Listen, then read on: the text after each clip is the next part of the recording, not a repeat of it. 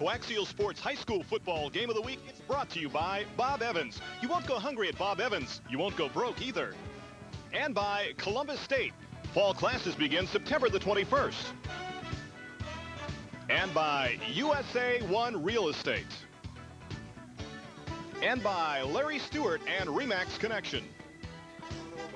We are on the east side tonight for week number 2 of the high school football season as Reynoldsburg takes on Gahanna Lincoln High School. And tonight's pregame show for high school football sports on Coaxial is brought to you by Bob Evans Restaurants. You won't go hungry at Bob Evans Restaurants, and you won't go broke either.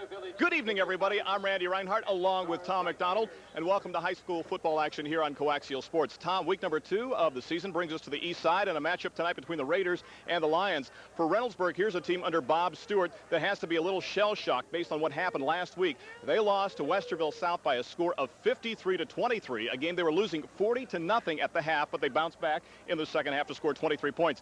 And I guess when you talk about the Raiders, especially in offense, you start with a man in the backfield, Jeff Bowman. Yes, we started with Jeff Bowman for the last couple of years, Randy. He's a great runner. He rushed for over 100 last week. That's typical for him, a couple touchdowns. He's an awesome sight.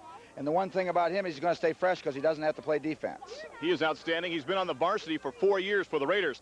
Meanwhile, for the Lions of Gahanna Lincoln High School, they are 1-0 on the season under Colin Massaris. Last week, they got by Dayton Colonel White by a score of 25-0. And a guy to watch for tonight for the Lions, Luke Garman, playing both ways as an outside linebacker and a fullback. Another familiar name, Randy, when we did the Reynoldsburg games and the Gahanna games before. I'll tell you what, I think he's a great fullback, but I think he's an even better linebacker.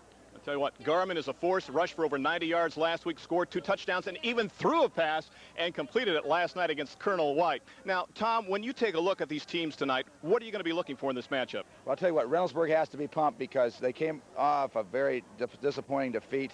They had a good second half. They're not used to going 0-2, and I can hear the intensity already listening to their coaching staff. As far as Gahanna goes, you know, they're on a roll. They didn't do anything real fancy. They stayed healthy last week, and now they're ready to put it together against an OCC opponent. Should be a great matchup tonight. Reynoldsburg has won 3 of the last 4 meetings. We'll see what happens. The Raiders and the Lions, it's all coming up next here on Coaxial Sports. Stay tuned.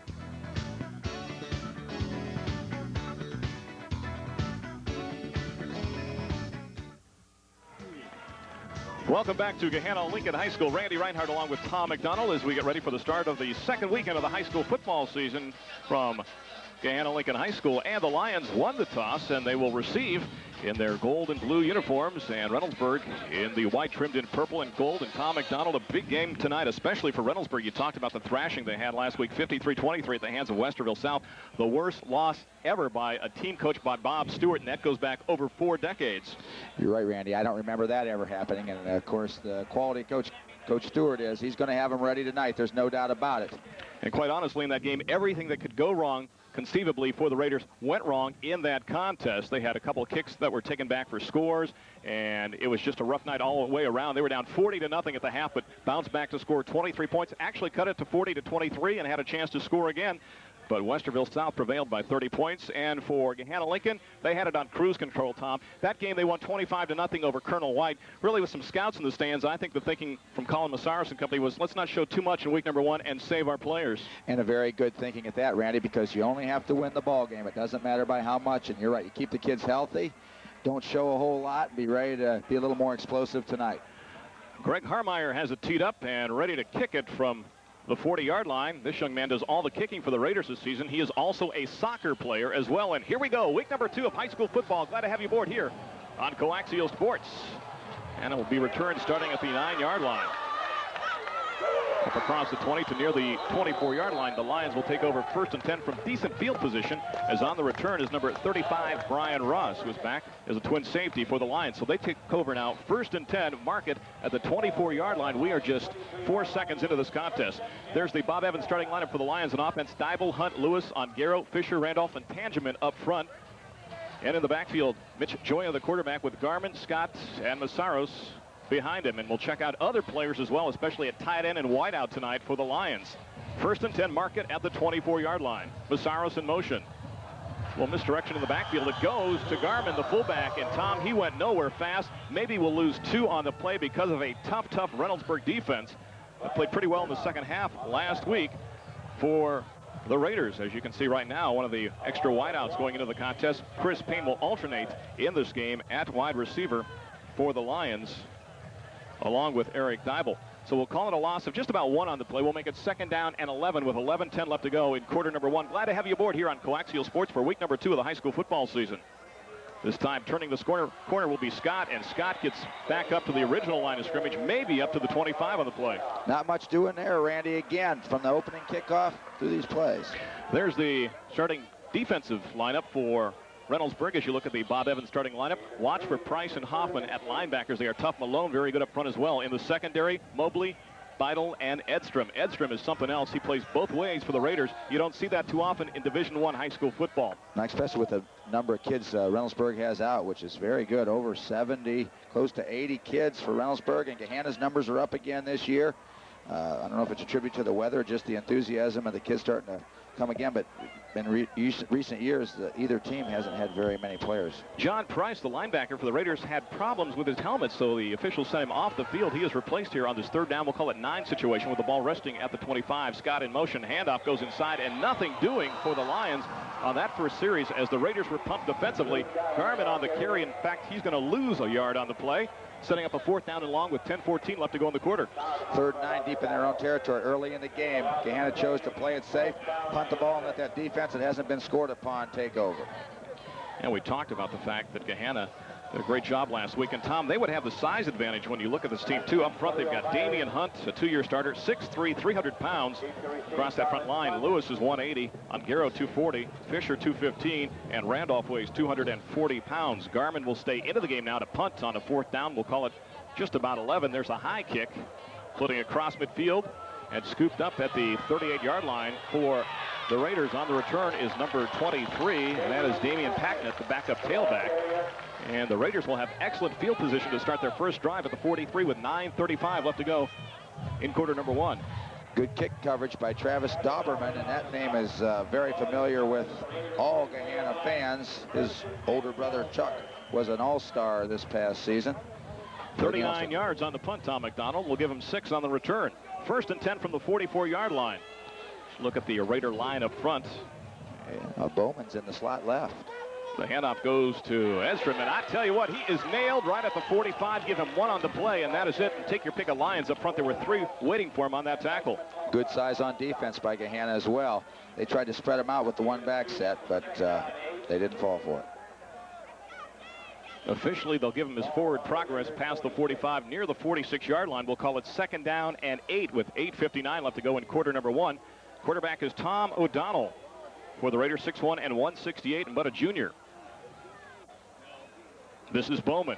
We'll be saying that a lot tonight, and he is tripped up right near the line of scrimmage. Good defensive play that time for the Lions by number 52, Will Phillips. As you look at the Bob Evans starting offense for Reynoldsburg, watch for Khalil Byers up front, along with Atkins, Davis, Stevenson, for Sherman, and Martin. In the backfield, O'Donnell is the quarterback, Edstrom, Bowman, and McCloy behind him.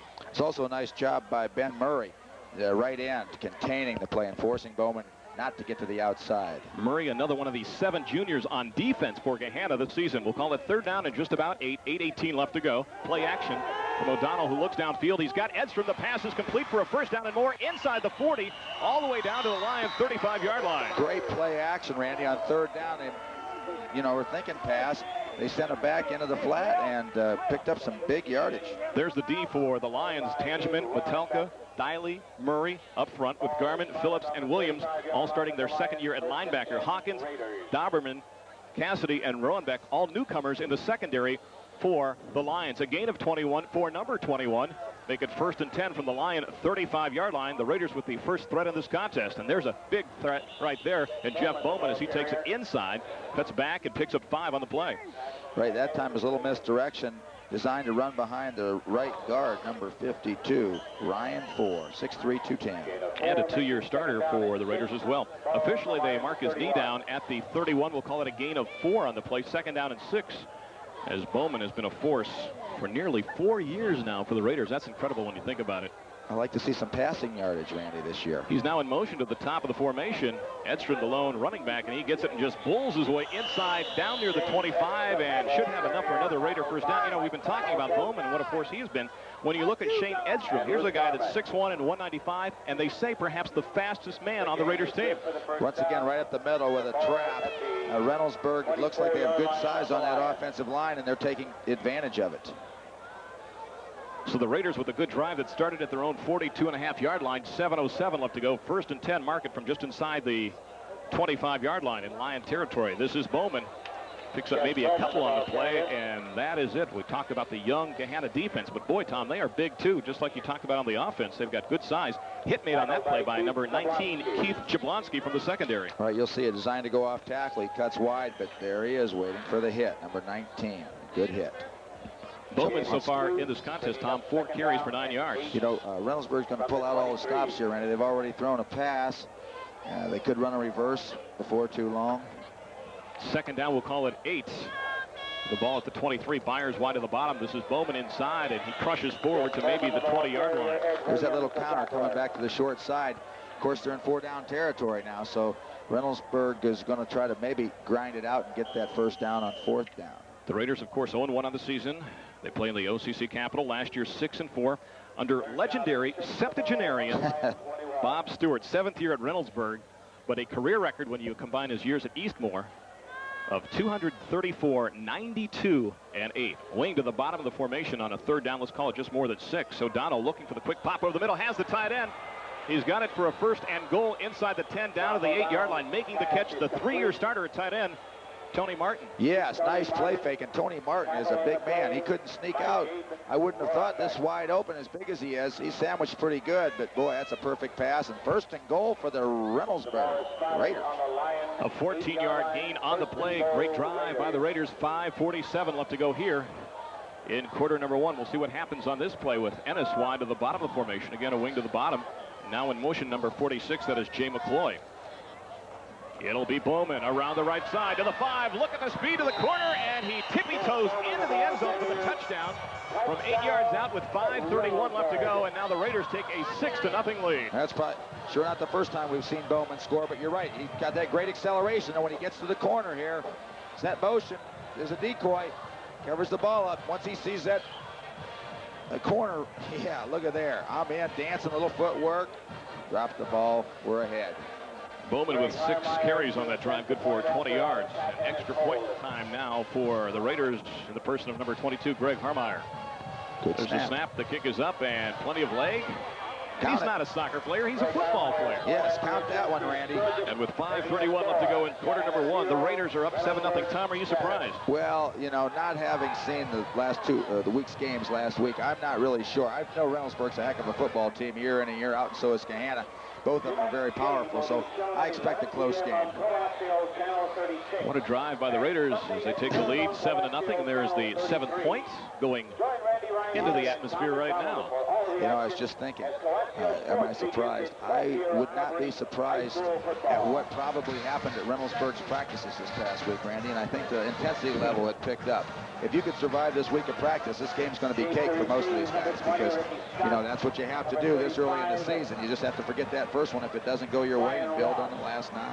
Well, I was talking to Bob Stewart. He said, you know, the 53 points is way more than any team had ever scored against him. He said he believed that 38 scored by Lyndon McKinley back in the early 70s was the most scored by any team against him. Nobody had ever scored 40 points on a team coached by Bob Stewart, either at Eastmore or at Reynoldsburg. Right, I'm just wondering how good Westerville South is. I have a feeling they're mighty good. We will see them in a few weeks when we have South taking on North. South, the home team in that contest. The Battle of Westerville right here on Coaxial Sports. Of course, we will see Gahanna again in a couple weeks when they take on Westerville North up at North. So a couple of great matchups coming up in a few weeks here on Coaxial Sports as we're ready to do it one more time as Harmeyer has it teed up at the 40-yard line. So Reynoldsburg looking to make it 4 wins in the last 5 years. We'll see what happens. I'll tell you what, Gahanna is loaded in the backfield too.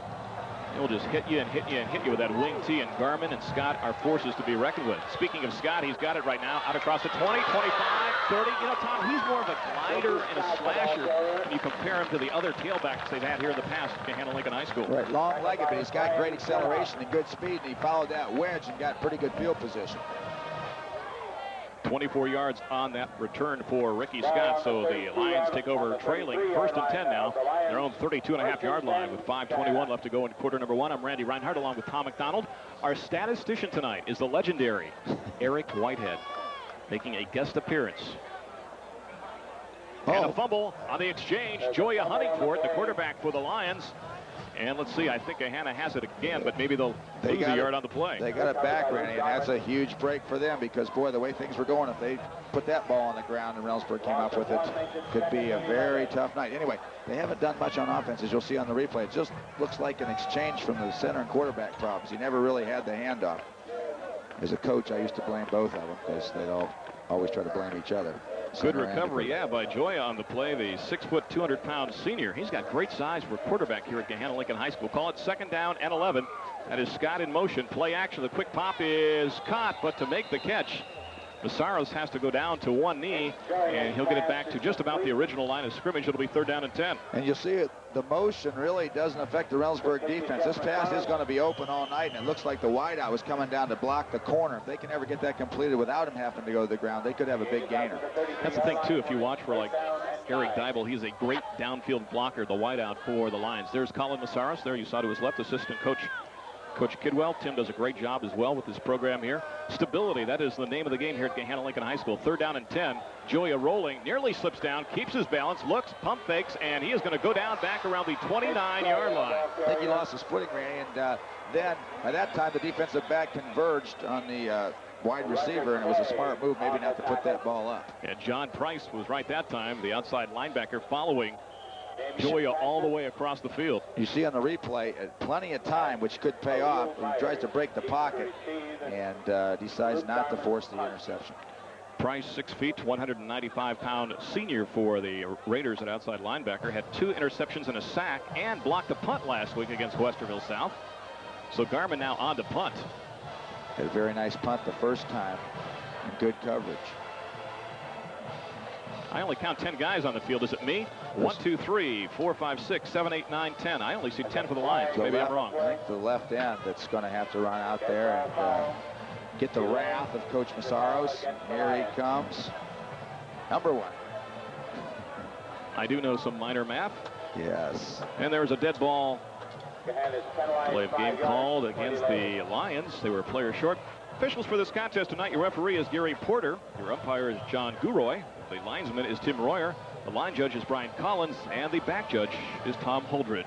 A well-coached team, though, Randy. Some teams may have snapped the ball without knowing they only had 10 men. So Gahanna burns a timeout, and Carmen will put it up. It will hit near midfield, and on that play, yes, Packnett slipped down, and I tell you what, is footing going to be a problem tonight, Tom McDonald? I don't had rain earlier tonight. Yes, but it didn't seem like too much of rain. And this field looks great as always. I was wondering how they can keep it so great. It's probably the best looking field in the Central Ohio area. Tell you what, Mark Hughes, the athletic director here, is second to nobody when it comes to maintaining this facility at Gahanna Lincoln High School. There you can see Coach Kidwell diagramming some plays for the offense along the near sidelines here for the Lions. They trail by a score of 7-0, and a 43-yard punt there by Luke Garman sets up Reynoldsburg 1st and 10 from their own 32 with 2:40 and change left to go here in quarter number 1. That is Bowman trying to turn the corner, and not much there for the Raider running back. No, it was a good job of containment, but I see why they're running behind that big tight end, Tony Martin, 240 pounds. He did a nice job blocking. When you look at somebody like Jeff Bowman, obviously you're thinking Division I? Without a doubt, Randy, without a doubt, especially if he's the type of kid that's coachable. It's been in that weight room, you know, which I'm not sure of, and if it's great. Oh, he does. And he has gained, in fact, Tom, 15 pounds over last season, too. No gain on the play call. It's 2nd down and 10 from the 32-yard line. This is Edstrom with the carry. He'll gain maybe 1 on the play, and a flag flies at the 33 with 2:09 left to go in the quarter. Right. Once again, motion didn't affect the Gahanna defense this time, and so neither team is really adjusting much to motion. I look for them to send a motion a little later on and throw that pass. A legal shift is the call on the Raiders. As you look along the near sidelines, we have a special guest up here too, Tom McDonald. Yes, we do. Brad McLeod from the Reynoldsburg City Council is looking over our shoulders tonight, and he has to be very happy from what he sees from his Raiders right now, leading by a score of 7-0 with 2:09 left to go in the first quarter. Penalty is declined by the Lions. Made it here. Brad made it here through the Tomato Festival traffic, which sure isn't easy, the detours, but he's up here with us. Yeah, how did he get out of the Tomato Festival and make it here tonight? We'll have to ask him about that at the end of the quarter. I think he'll be back. Yeah, it goes on all weekend in Reynoldsburg. Third down, we'll call it 9 after they declined the penalty. They hand it off to Bowman, and they try a little trickery that time, and Bowman fools no one. It'll be 4th and long for the Raiders. Take a look. Okay, this time you'll see it's a counter misdirection, but they still are running towards Tony Martin. Gahanna does a nice job of containing it. There's that footing again. Forces the first punt for Reynoldsburg. With 1:30 left to go in quarter number 1. And it is Harmeyer on to do the kicking duties one more time for the Raiders. Punt return is only 30 yards deep. There's the boot. I think he should have been 40. Wow. Or 50. As Roenbeck will watch it roll inside the 20, inside the 15. It is down around the 12-yard line on the play by number 37. Hussam Shalash for the Raiders. So what a kick for Harmeyer on that play with 1:10 left to go in quarter number 1. All right, I'll say I think the punt return will be deeper next time, Randy, but this puts Gahanna in a hole, down already. Nearing the end of this quarter, they're going to have to try to mount a drive here soon.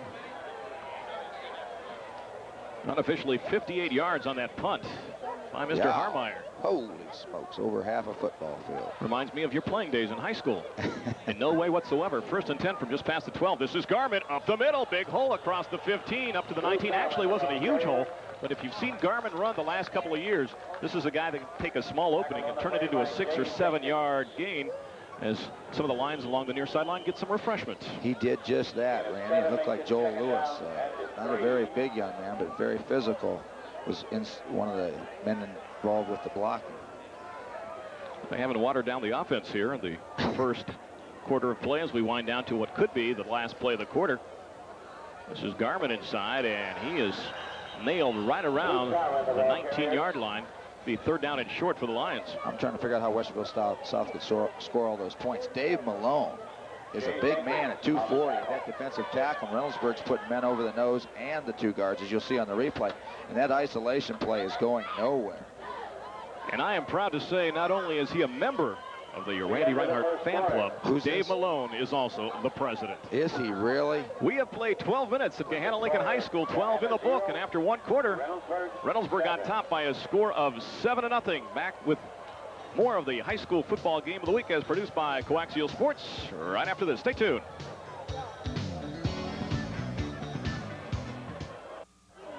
Welcome back to Gahanna Lincoln High School. Randy Reinhardt along with Tom McDonald. And Tom, the Raiders on top by a score of 7-0. You're right, Randy. We talked about how tough practice was for Reynoldsburg this week. On the other hand, Gahanna saw the newspaper articles. They read the situation where Reynoldsburg was getting beat soundly. And, you know, that's another difficult thing for a coach to prepare for. A team that sees their opponent not having a good game the week before, it's a lot tougher to get them mentally ready to play. And I think Coach Massaro's tried his best, and I think they'll be ready to go now. We'll call it a 3rd down and 4 situation awaiting the Lions here as we start the second quarter. We'll go over the stats through 12 minutes right after this play. See what happens. Do you put it up here? Well, I think they do. Their old fullback in the flat. Nope, they're going to run it. Second time they've tried to run it. Well, they take it inside. They get it across the 20. Garment is near the sticks, but can't tell from this vantage point. Looks like it could be just shy of a 1st down with 5 seconds ticking off early here in the second quarter. He's going to have to get a great spot to get this one, Randy. And he did not, so it'll be 4th and short. First downs, Reynoldsburg with 4, Gahanna with none. Rushing yards, the Raiders with 27, Gahanna -6. Passing yards, 35 for the Raiders to 1 for Gahanna. So total yards, Reynoldsburg with 54, Gahanna with -5. 1 penalty in this game. That was against Gahanna for 5 yards. And 23 plays run in the first quarter, 12 by the Raiders, 11 for the Lions. Why don't these officials listen to you, Randy? You told them it was short. It's not. Look at that. It's those crooked chains. By my nose. It is a 1st down. Wow, from this vantage point, it looked just a tad short, didn't it? Yes, it did, especially on the initial run. But that was a huge play and a great pickup of a first down by Gahanna. That's 2 in a row for them now on this drive. Garmin came into this game with 16 carries, 92 yards from last week, and scored a couple of touchdowns. So 1st and 10 now from just past the 22-yard line. This is Scott, and Ricky had trouble with the cut that time. He goes down at the 21. We have to assume that that's going to be a constant in this game, Randy, the turf. You'll see. I think they're trying to come outside a little bit, get a nice pick block by number 66, but there goes the footing. There goes the footing. Number 66, by the way, happens to be Travis Fisher. I'll tell you what, Scott is a guy we should talk about, too, because last week he was actually the leading rusher for the Lions. 11 carries, 95 yards. 2nd down and 10. Joya looking. The quick pop is complete to number 11, Eric Dybel, but he went down to his knees to make the catch. It's a second completion, I believe, and both times the receiver had to go down or decided to go down to his knees and make the catch. They've gained some yards, but puts them in that familiar 3rd and 4, 3rd and 5. And we have another famous CM here tonight. Not only Colin Massaros, but we have Claire Mascaro. The commissioner of the Ohio High School Athletic Association just came by and gave us a quick wave. He is here tonight watching this contest with 10:42 and ticking here. In the first half, it'll be a 3rd down situation. We'll call it 5 with the ball resting at the 27-yard line. Call it 5. Because it is, right? Because it is. Scott in motion to the bottom of the formation. Joya looking, serves it up there.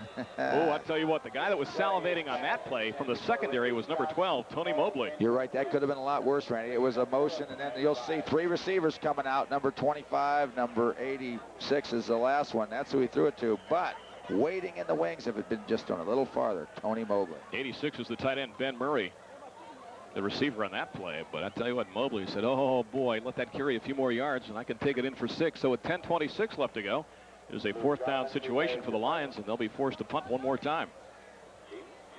Twin safeties back for Reynoldsburg inside their own 30-yard line.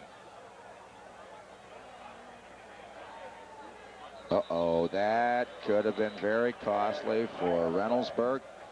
Looks to me like that's going to be just about enough for another 1st down. Well, they needed 5, and we're not going to guess after last time. Go ahead. Encroachment is the call on the Raiders with 10:26 left to go. That would be 5 yards, and we'll see where that puts that in relation to the sticks along the far side of the field. Inches one way or another. I think they've got the 1st down. I hate to go out on a limb, but it looks about the same spot it was last time. So you're going to say it is a 1st down this time, right? Yes, I am. Yes, I am. Sounds like a commercial.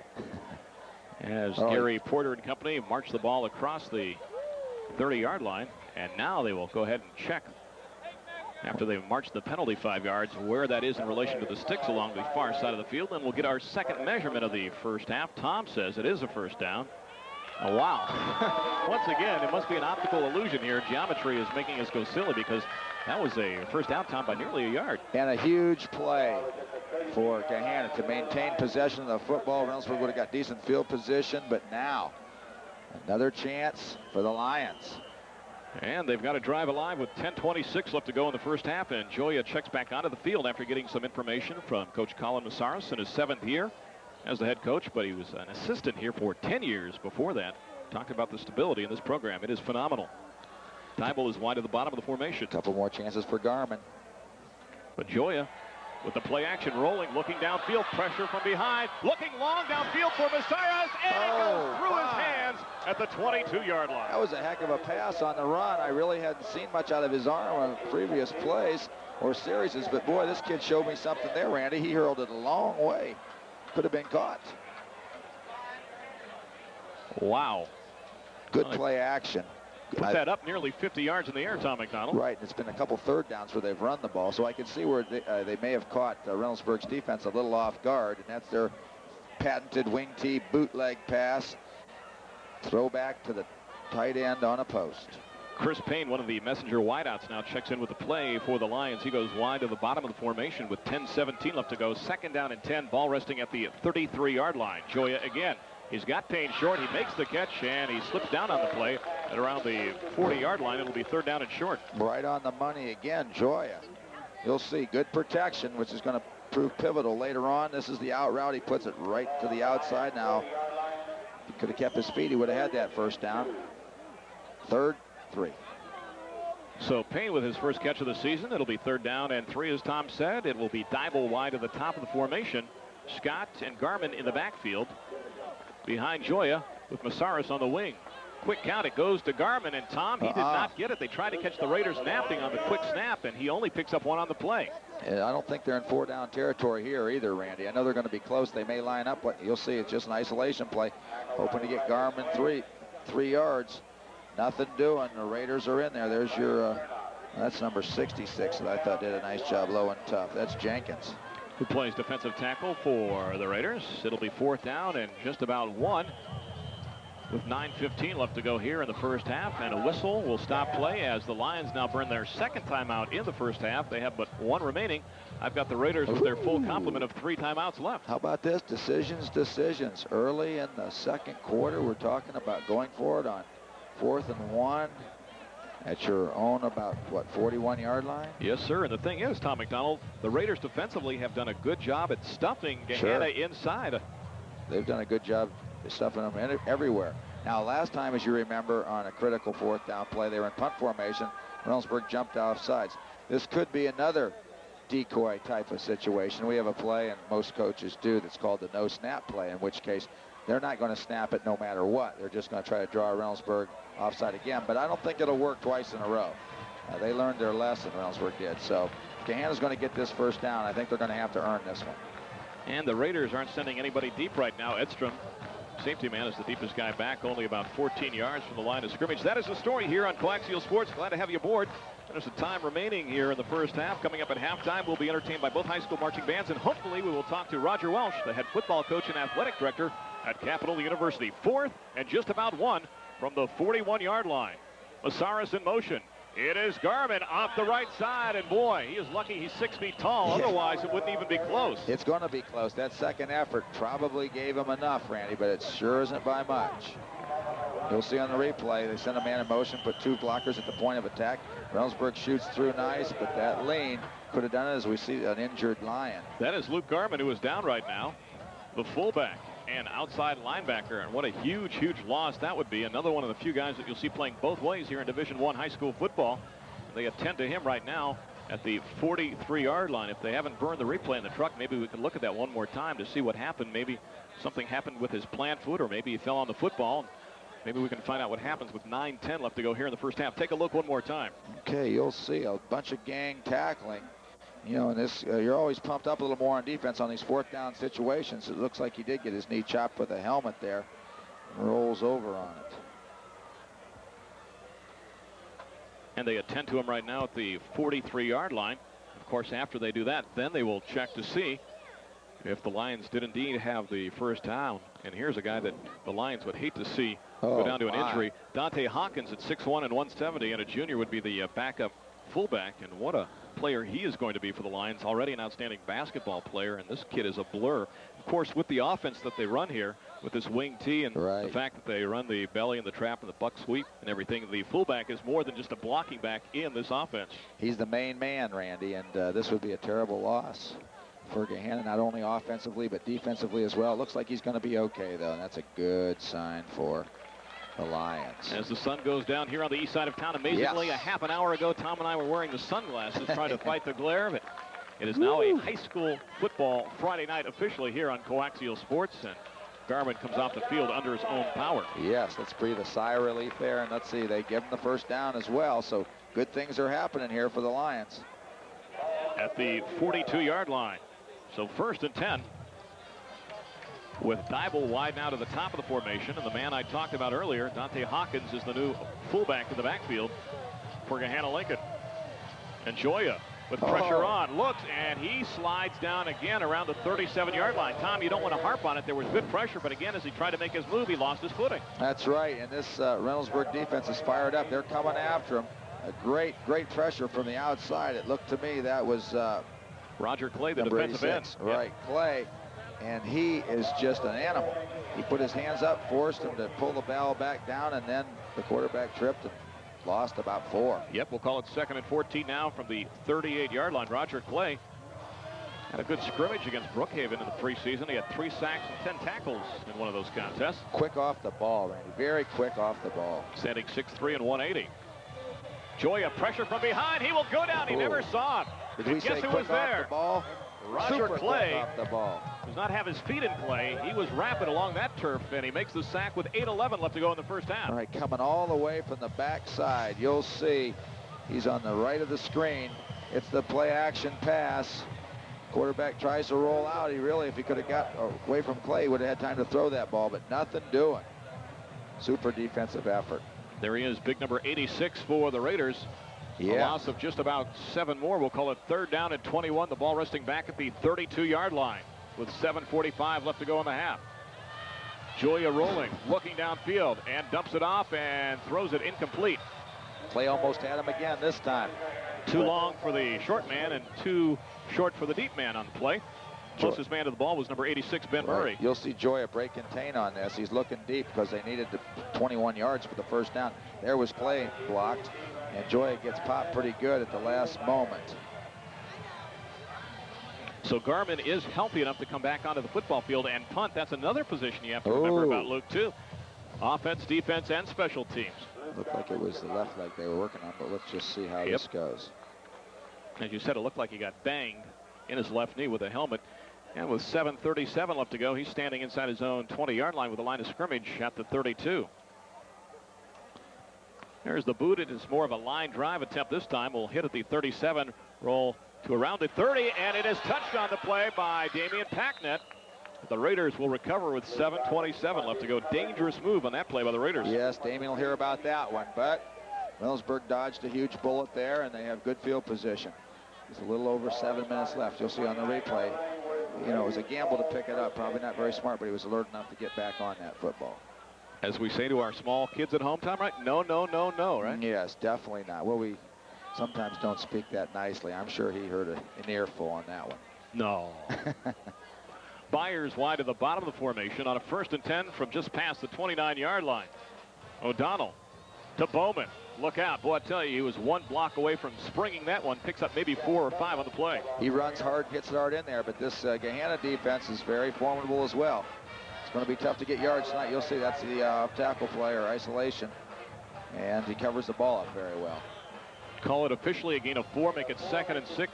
Mark the ball up to the 33.5-yard line. I'm Randy Reinhardt along with Tom McDonald.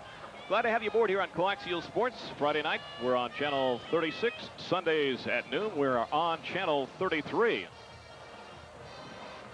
O'Donnell to Bowman, this time the left side. Got the speed for the corner. Oh, yeah. Got enough yardage for the first down and then some out across the 40. 1st and 10 Raiders with 6:36 left to go first half. Nice run once again. Number 88, look at the block Martin does. A great crackback block as well by number 19, Cahill Byers.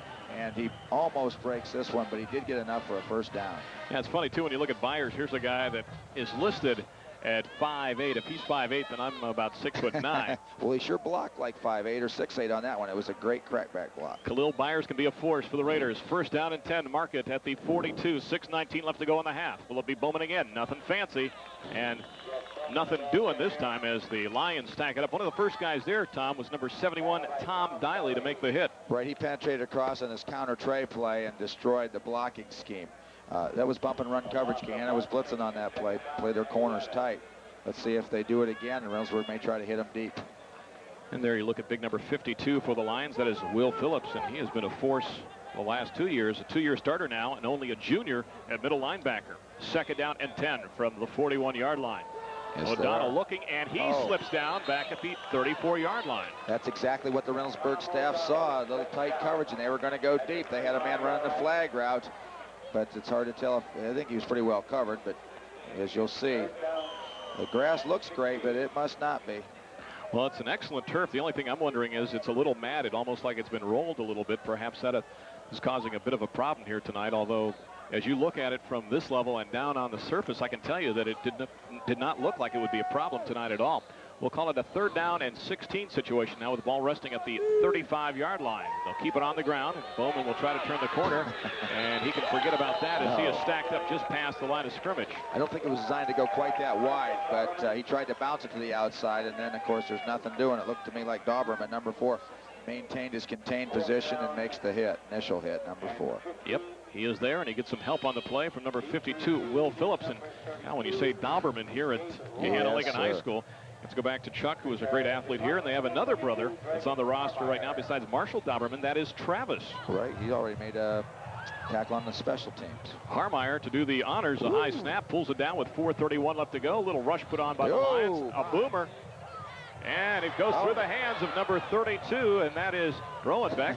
But the Lions also dodge a bullet. They'll get it back with 4:23 left. You're right, turnabout's fair play, but in this case, it was a heck of a punt. I don't think it's probably one of his best ones of the year. That thing carried very much almost over his head. Look at this, almost blocked here.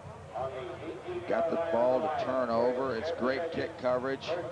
Lost it in the lights, but very alertly got back on. It was 1 against 4, and he was able to come up with the pigskin.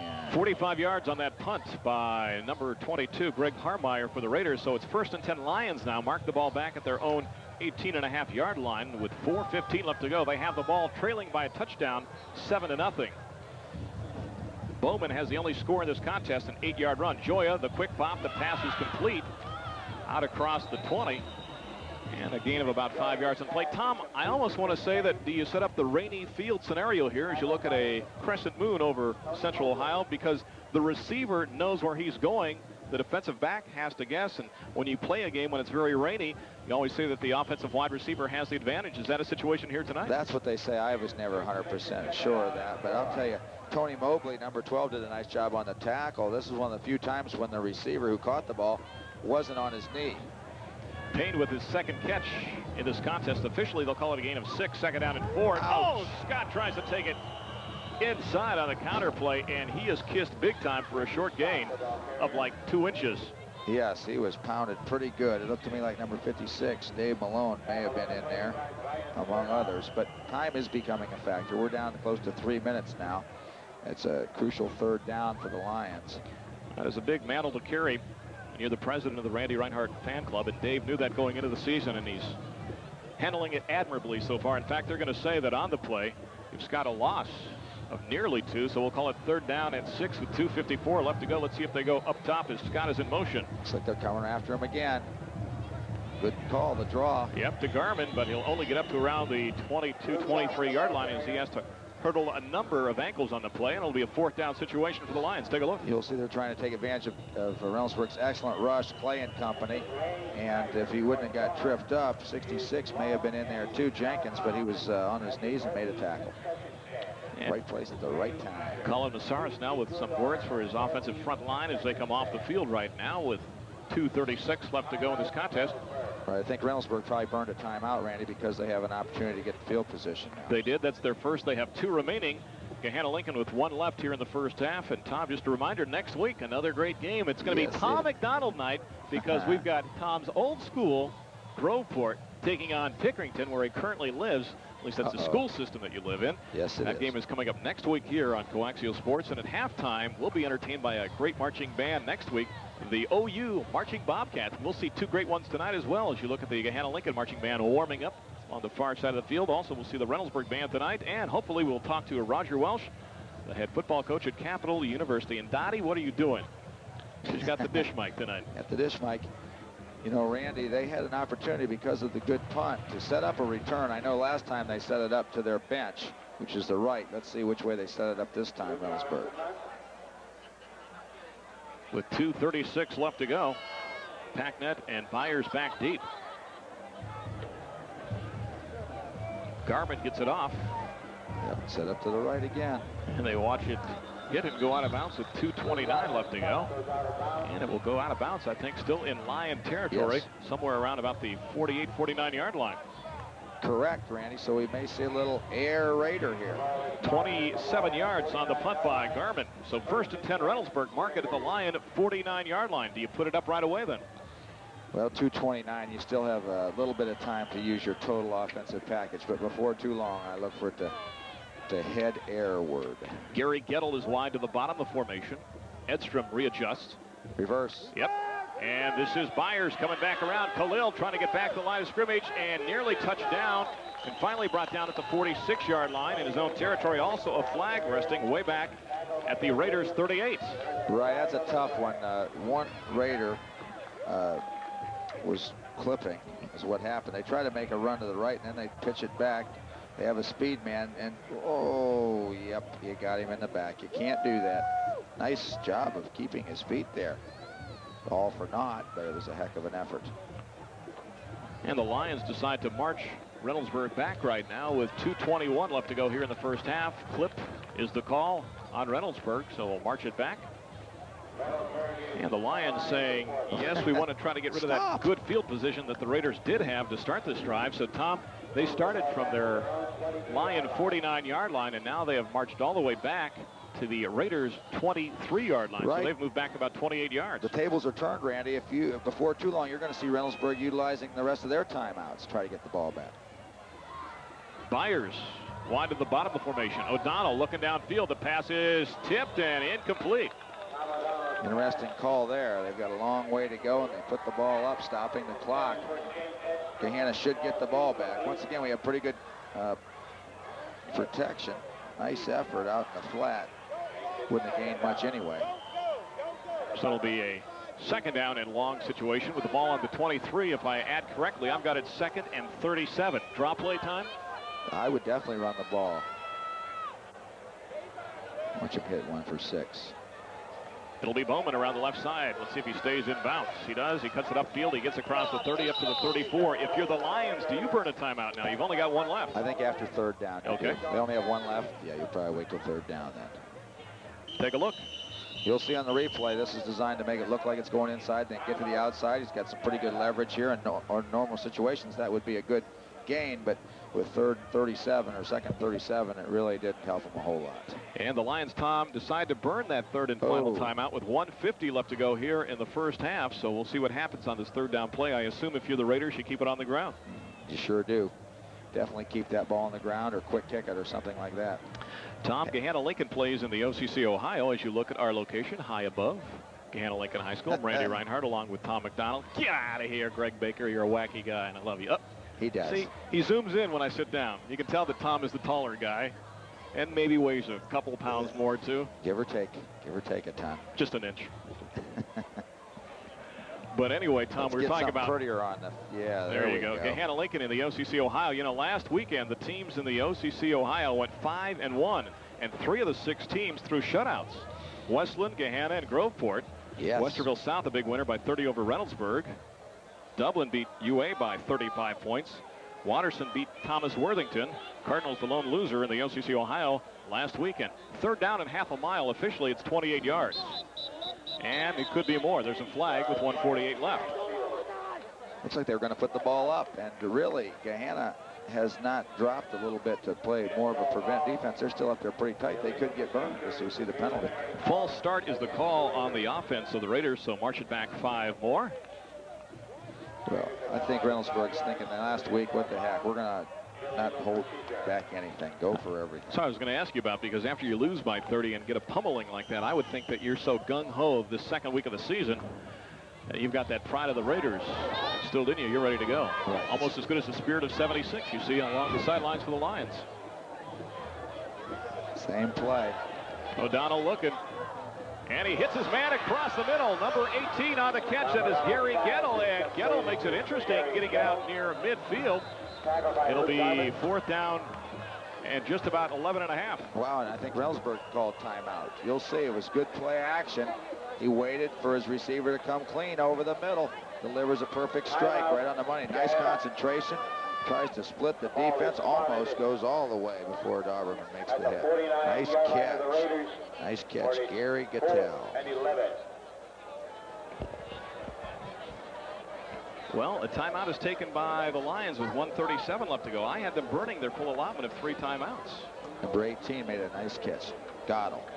So Gary Gettle making the catch for good yardage with 1:37 left to go. As you look at some of the flies and other insects besides Tom and yours truly here tonight at Gahanna Lincoln High School. 24 yards on that reception.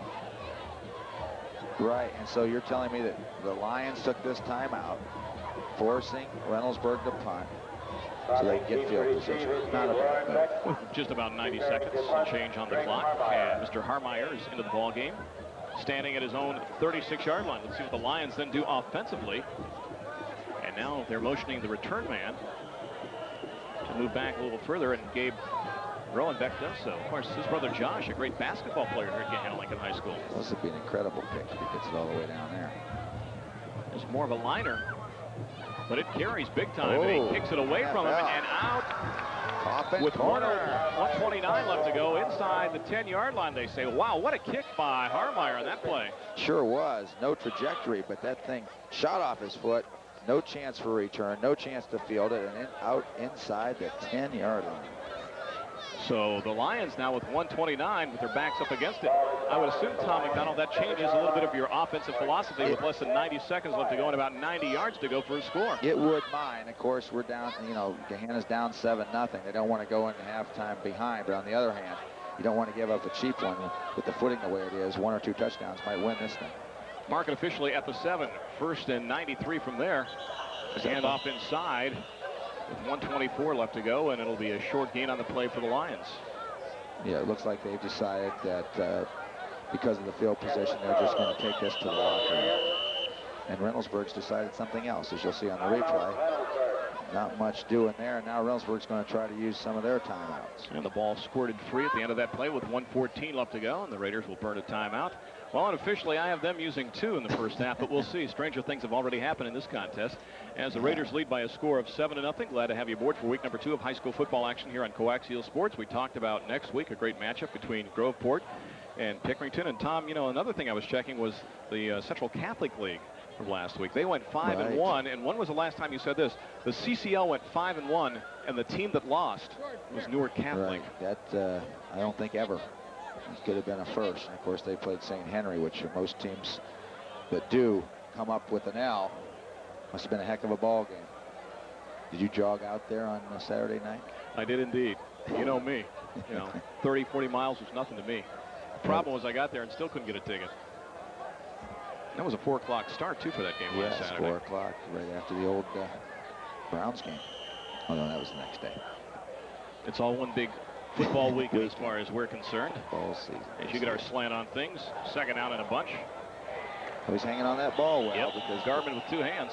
Looks like Reynoldsburg's really trying to tackle that ball and rip it up. There's really nowhere to run up the middle of Reynoldsburg's defense. They've got the center and both guards covered as they utilize, and still another timeout. I know, unofficially your 3rd. Kirk Scott on the carry, and now the Raiders will burn that timeout with 1:01 left to go here in the first half, and we'll see what happens here. Tom, we talked about what happened last week in the CCL, but some other games that were really interesting last week. I could not believe the success of some teams and the lack of scoring, though. I think overall in week number 1, you saw a number of teams just pummeled that really surprised me. Westerville North putting over 60 points on the scoreboard against Columbus South. That was a shocker, but the biggest shocker in my mind was the Dublin victory over Upper Arlington. And that at Upper Arlington, we might add. At Upper Arlington, and Coach Jeff Jones, who was their head coach, is now an assistant over at Dublin. So I think he's had a pretty good week of enjoyment. I believe he still teaches in the Upper Arlington school system as well. Oh, and Tangi had a nice win as well over at Worthington School. Boy, they could have a big showdown later on the season against London. That could be something else. Ed Terwilliger and the Braves. Let's see what happens to that team later on this season. Independence had a nice job, too. They've got a track team in the backfield. They're down and 8, and wow, Joya is going nowhere. He is nailed by 4 different Raiders back around his own 4-yard line. It is a decisive weight advantage to the Raiders. There's no doubt about it. That offensive line of Gahanna is tough as heck, but they're not very big, and they're trying. But Reynoldsburg's sending those ends from the outside, and they have those 3 big guys up the middle, and there's not much to this misdirection stuff. They're not reading Reynoldsburg. They're just coming like madmen. So it'll be 4th down for the Lions. The ball resting at their own 4-yard line. The clock ticking down to 25, 24, 23 seconds left to go here in the first half. Yeah, they'll let it. They'll take the penalty, the 2-yard penalty.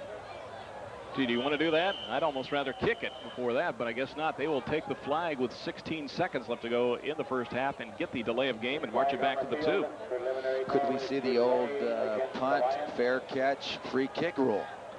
Well, we'll see what happens. We start before, but I saw it in pro football a few years ago, like about 25. I think the last time I ever saw it in person, the Bears made a fair catch, and Mac Percival came on then to attempt to nail a 43-yard field goal.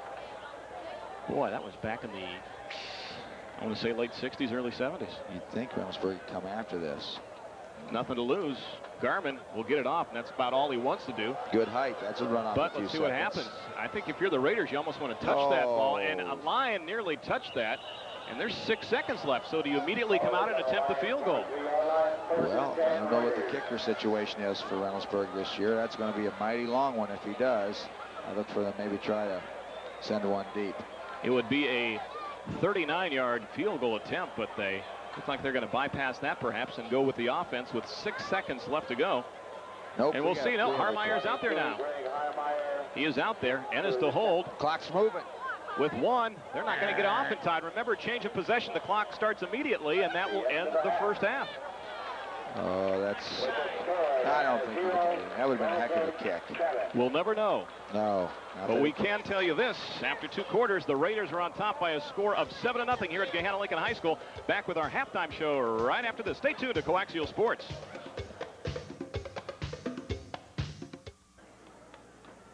Welcome back. We're at the half, being entertained by the Reynoldsburg High School Marching Band. They're very happy right now. Their team leads by a score of 7-0. The band is under the direction of Brian Stevens in his 2nd year. The assistant band director is Sheila Riffle. The percussion instructor is Gary Sweeney. The color guard advisor is Dave Baker. Here now is Fiddler on the Roof by the Reynoldsburg High School Marching Band.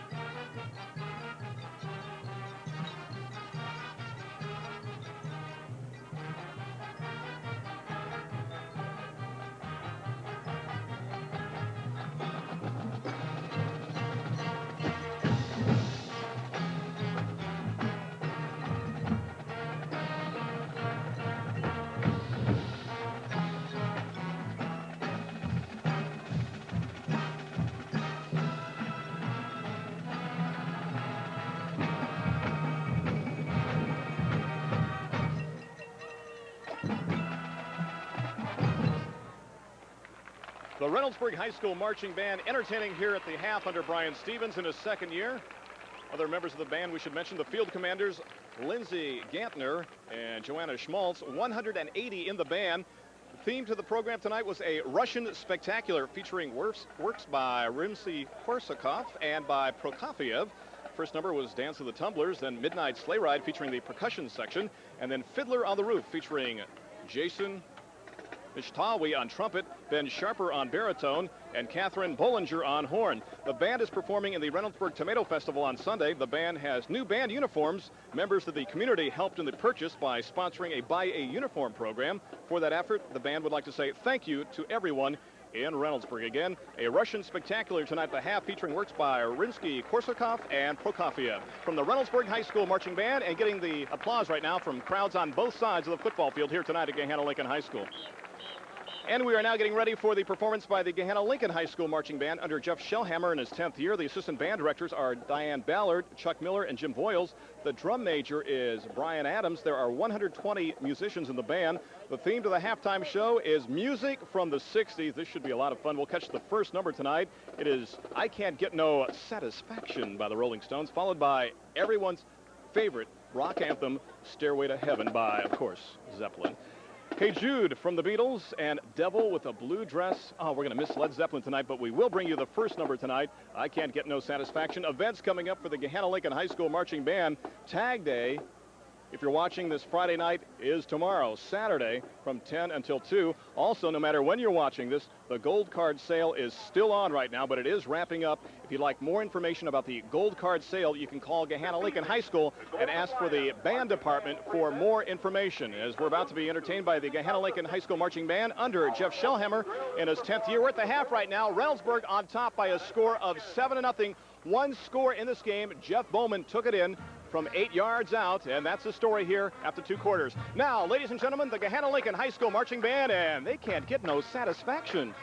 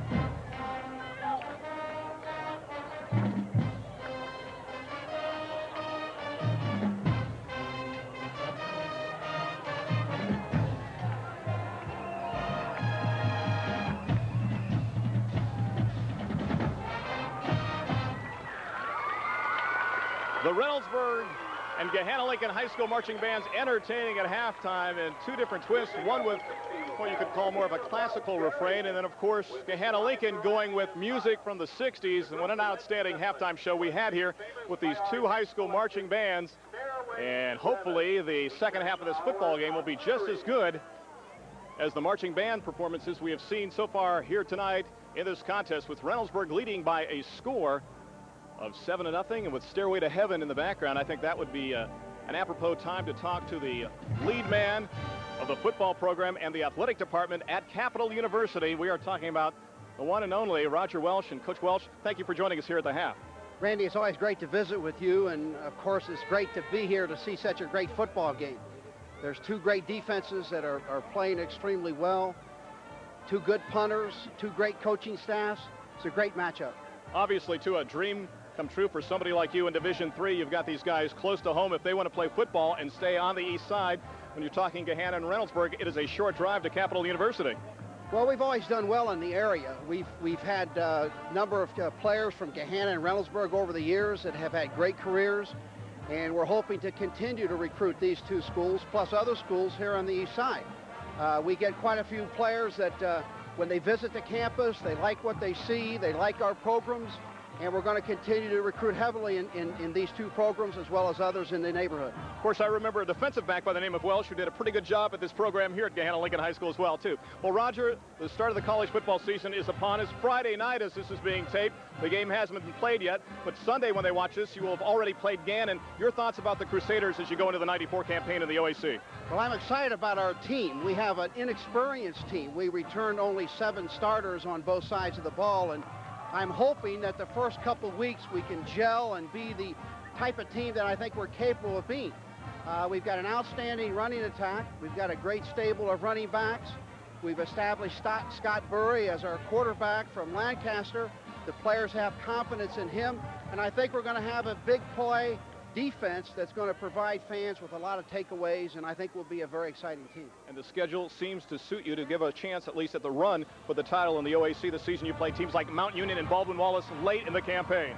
Well, those two plus John Carroll, those were the 3 preseason favorites, and we play those 3 teams in games 7, 8, and 9, and of course finish the season with Otterbein. So we're hoping the first 6 weeks of the season we can establish our winning personality and be a strong football team for the stretch run and be in contention the last month of the season. Ladies and gentlemen, here is living proof that nice guys do finish first. You won't meet a more compassionate, knowledgeable football man than Roger Welsh, the cleanest program that you've ever seen, a first-class guy. It's my pleasure to know him for the last decade. Roger, congratulations for everything that you've done in the past. You're doing a great job as athletic director, and best of luck to the Crusaders in all athletic programs this fall. Thanks very much. We're very excited about this campaign. All right, Roger Welsh, our guest at the half. And at the half here at Gahanna Lincoln High School, the Raiders of Reynoldsburg on top by a score of 7-0. Back with more here on Coaxial Sports right after this. Stay tuned. Enjoying. Welcome back to Gahanna Lincoln High School. Randy Reinhardt along with Tom McDonald. Statistician tonight is Eric Whitehead, just about ready for the start of the second half. And that team is trailing right now, at least the football team is. The cheerleaders are doing a magnificent job tonight. But Tom McDonald, the Lions are down by a score of 7-0. If you were Colin Masaris at the half, what did you tell your team? Well, of course, they are undefeated now, and they have to realize that they're in a dogfight. I think they had to wake up. This Reynoldsburg team is by no means a slouch. Last week's game may have been a little misleading score-wise. They're going to have to put something together and take that momentum back to their side. Offensively, what can you do, though? Because when you take a look at Reynoldsburg, they've pinched well inside. And for that matter, they've really done a good job of pursuing the ball to the outside as well. What can you adjust offensively if you're the Lions? Sure, I think the off-tackle hole and maybe the passing game are what Reynoldsburg's giving, if they are giving anything to Gahanna. They're pinching from the outside to contain the quarterback, and then they have 3 big linemen over the guards and the center. So really you have that gap over the tackles. It's about the only opening. And if you're the Raiders, you only had about 100 yards in total offense in the first half as well. If you were Bob Stewart, what did you tell your club? You're right. I know he's very concerned because they played well. They're only up a touchdown, though, and if the momentum swings, you know, that could be costly for him. I think he's concerned that they might have a second half letdown. Brian Thom on to kick off now for the Lions to start the second half. And we are glad to have you aboard for the second half of the second game, the second week of the high school football season. And, of course, there's always the most proverbial statement about how important the first drive or the second half did he catch it on his knee? I think he did. But he didn't mean to. What were you going to say, Tom McDonald? I was going to say, you know, they always, these coaches always stress how important this first half of the second half is, both offensively and defensively. You'll see the replay. Good call. Edstrom's knee was down as he caught the football, so the Raiders will take over 1st and 10, mark the ball officially at their own 14.5-yard line. 1 second, I say 1 second into the start of the second half. And counting. Byers is wide to the top of the formation, and it is Ennis to the bottom. I think they're overshifted. They forgot to, there's a big opening on the right side. Yes, there is, but they go the other way. There's Bowman trying to turn the corner, and he's going nowhere. Right down for a loss on the play. A couple of Lions in there, among them number 17 for Gahanna Lincoln High School. That is Sean Cassidy. We'll see, they were very much overloaded on defense. Gahanna was to that side. They maybe lined up wrong or maybe had a tendency, but he's going nowhere. So Sean Cassidy shutting down the do-run run on that play, making it a loss of nearly 5 on the play. We'll call it officially a loss of 4. Second down and 14. The ball resting back at the 11-yard line. I think they'd run to the right this time. Edstrom and Bowman behind O'Donnell, and flags fly with 11:06 left to go. And we'll check out this call from our outstanding officiating crew. It is a false start on the offense. Your referee tonight is Gary Porter. Your umpire is John Guroy. The linesman is Tim Royer. The line judge is Brian Collins, and the back judge is Tom Holdridge. And that guy, Colin Masaris, and assistant coach Kidwell, have to be happy with what they have seen. Tim Kidwell with some words for Colin Masaris, and they have to be happy seeing the Raiders backed up yet one more time here to start the second half. It'll be second down and a bunch. Let's call it 19 with the ball near the 6-yard line. And the handoff goes inside. It looks like to Edstrom, and a short gain on the play, considering that they need so many yards, and 10:48 and ticking, quarter number 3. But here's a guy that we talked about too, Tom, and Edstrom, that I think is just going to be a force next year too. When Bowman is gone, here's a guy that perhaps could move to the tailback position. Shane is 6'1", 195, and a junior. He was a defensive starter last year and did play some fullback as well, but He is just something else. He's been playing football, he said, since he was 7 years old. Tough, hard-nosed kid, a great lead blocker. 3rd and 12 from the 12. Flags fly. Hey, he's got an opening. Yep, up the middle. There he goes, spinning, twirling, twisting, out across the 30 to the 34-yard line. Oh, my. That would have been enough for a first down, Randy. I think it's going to come back from a motion penalty. Illegal shift is the technical call on the Raiders, negating a fine run of nearly 20 yards by Shane Edstrom. Caught Gahanna off guard. They, I think, were playing a little soft for his 3rd and 12, and they hit him right up the gut with that fullback trap.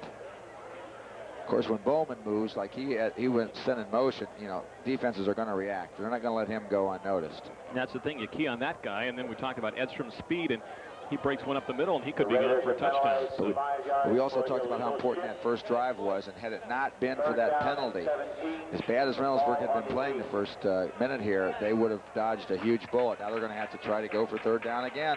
Raiders now with 5 penalties in this game for 35 yards, make it 3rd and 17 from the 8-yard line. We've got bump and run coverage. But they're going to keep it on the ground and give it to the upback, the fullback, Edstrom, and he gets across the 10, and that's it. Punt time. So the Lions have to be happy with what they've seen defensively on this first series, Tom, in the second half. Ecstatic, Randy. This is what they wanted. This is what they preached on at halftime. Defense, you're going to be out there first, cause a turnover, or get us excellent field position. As it looks now, that's what they're going to accomplish. Bob Stewart has to hope that his team plays 2 good halves this week. Last week they played a good second half, but didn't show up for the first half. He said, you know, if the game would have started at 8, we would have been okay.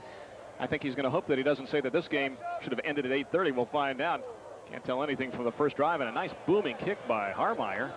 And it sails out of bounds along the far sideline. See where they mark it. Looks like they're going to mark it out at the Raider 47-yard line. Right, and add on to that the opportunity for no return. So that's about as good as you could expect Reynoldsburg to get out of that tough situation they were backed up into. 37 yards. Now they're going to mark the ball closer to the 45-yard line, actually. So mark it at the Raider 45, and that's where the Lions will take over. 1st and 10 on their first possession of the second half. The Lion crowd is beginning to roar, Randy. Joya is the quarterback. Masaris in motion. The handoff goes to Scott, and Ricky is going nowhere. Not unusual the way things have been going for Gahanna tonight. There's those 2 double 5s and 2 double 6s in on the tackle. You'll see he's trying to break through there. But a very good combination hit by Ron Smith and Jay Jenkins. Ron is a guy that's 6'2", 220, and a junior. Likes geometry and English. Last week he had 4 solos and 2 assists. Coming up with 6 tackles last weekend against Westerville South. 2nd down and just more than 10. As Payne goes wide of the bottom of the formation, Joya looks that way, hits him, and he hits the turf. Yeah, down he goes again. He's going to have to learn to bend over and try to catch those instead of go to his knees. Good concentration on the ball, but really this ball is not low enough where he had to go to his knee, I don't believe. 3rd down. Mark the ball officially right at the 40-yard line with 8:19 left to go. Well, Tom, it's a little early, but in case they don't get it here, is this now 4-down territory for the Lions? You're right, it is a little early in the way their defense has been playing. I'm not so sure, but they could go for a long count here and try to draw him offside. Handoff goes inside to Scott. He spins and twirls and gets down to the 37-yard line. So, Tom, let me ask you something. Go it's for 4th down and short. Yeah, it's funny you should ask. Let's go for it. What the heck? Once again, the defense held. It's very short, although Reynoldsburg's defense has been awesome. This is an opportunity they're going to take advantage of, I think. They might try a long count as well. As you see, this good second effort gets them close to that 1st down. It'll be 4th down and just about 2 for the Lions from the Raiders. 37 left to go. The other question we have to ask, too, is Luke Garman 100% here in the second half after hitting a helmet on his knee, and flags fly, and the left side of the line for the Lions appeared to leave a little early. That could change your decision now, couldn't it? What a difference a motion penalty makes. I'd punt it down deep. There's no doubt in my mind. Doesn't look like, yep, here comes the punt team. See if Are they we talking convert? Field goal or what? Oh, no. You can talk it, but it won't happen. Encroachment is the call on the Raiders. Yeah, wait a minute. Yeah, he marked it wrong. He pointed wrong. I don't think so. That well, can't be. Gahanna thought it was going to be a 4th and 7, so they sent the punt team on the field, but the signal was encroachment. You're kidding. Yeah, that was the first signal. Ooh, let's there see it how is. those Reynoldsburg coaches are taking this one. So the Raiders. Gahanna's crowd is applauding that. Are penalized 5 yards. Take a look one more time. Well, it's hard to see encroachment because it may have already just been lined up in the neutral zone, but they would have blown it sooner. But like Tom said, you can't tell sometimes because if that defensive man is already in the neutral zone. See if they can take advantage of this break. First and 10. The pass for Scott is picked off. Picked off on the play by number 12 for the Raiders, and that will be Tony Mobley, who comes up from the secondary, and Mobley was playing football all the way, and Mobley picks it off. Well, maybe they deserve this break. They played the flat coverage well, Mobley. They almost got the same result the first time they tried this play. An overthrown pass, and if Mobley wouldn't have gone down to his knee, they'd been about 13-0 by now. Maybe overthrown, but the timing seemed to be off in that play, too. Joya threw the ball, and Scott didn't look like he was ready to receive it. So first and 10 now from the 28-yard line for the Raiders with 7:07 left to go in quarter number 3 as they dodge a bullet. And this time it is Bowman off the left side, and Jeff just bowls his way out across the 30, across the 35, near the 36-yard line. That's right. Jay McCloy at 205 pounds going in motion and lead blocking, along with Tony Martin at 240 pounds, and they've got a very formidable size advantage over there on the left side on that play. Well, talking about Jay, who's listed as a flanker or a wingback, here's a guy that last year, Tom, at 6'3" and 205, was an offensive guard. I was going to say he's a glorified guard because he is a very hard-nosed kid. I haven't seen him run the reverse too often, which is sometimes a trademark of wingbacks. He's more going to just blast in there and get some blocking as he does again on this play. 15 carries, 41 yards for Bowman. He's got it again now as he takes it off the right side, doesn't give up, and squirts out for enough yardage for a first down with 6:19 left to go here in quarter number 3. Right, and Randy, we talked about, you'll see on the replay, this is just the same play to the other side. He bounces it to the outside, getting some good blocking, and I think he's pretty pumped up now, too. Bowman, you remember, Randy, does not play defense, so he's got some fresh legs. He's a guy that can wear you down in that third and fourth quarter. We saw that a number of times the past couple of years here on Coaxial Sports. It'll be first down and 10 now. Mark the ball at the 42-yard line as Byers goes wide to the bottom of the formation.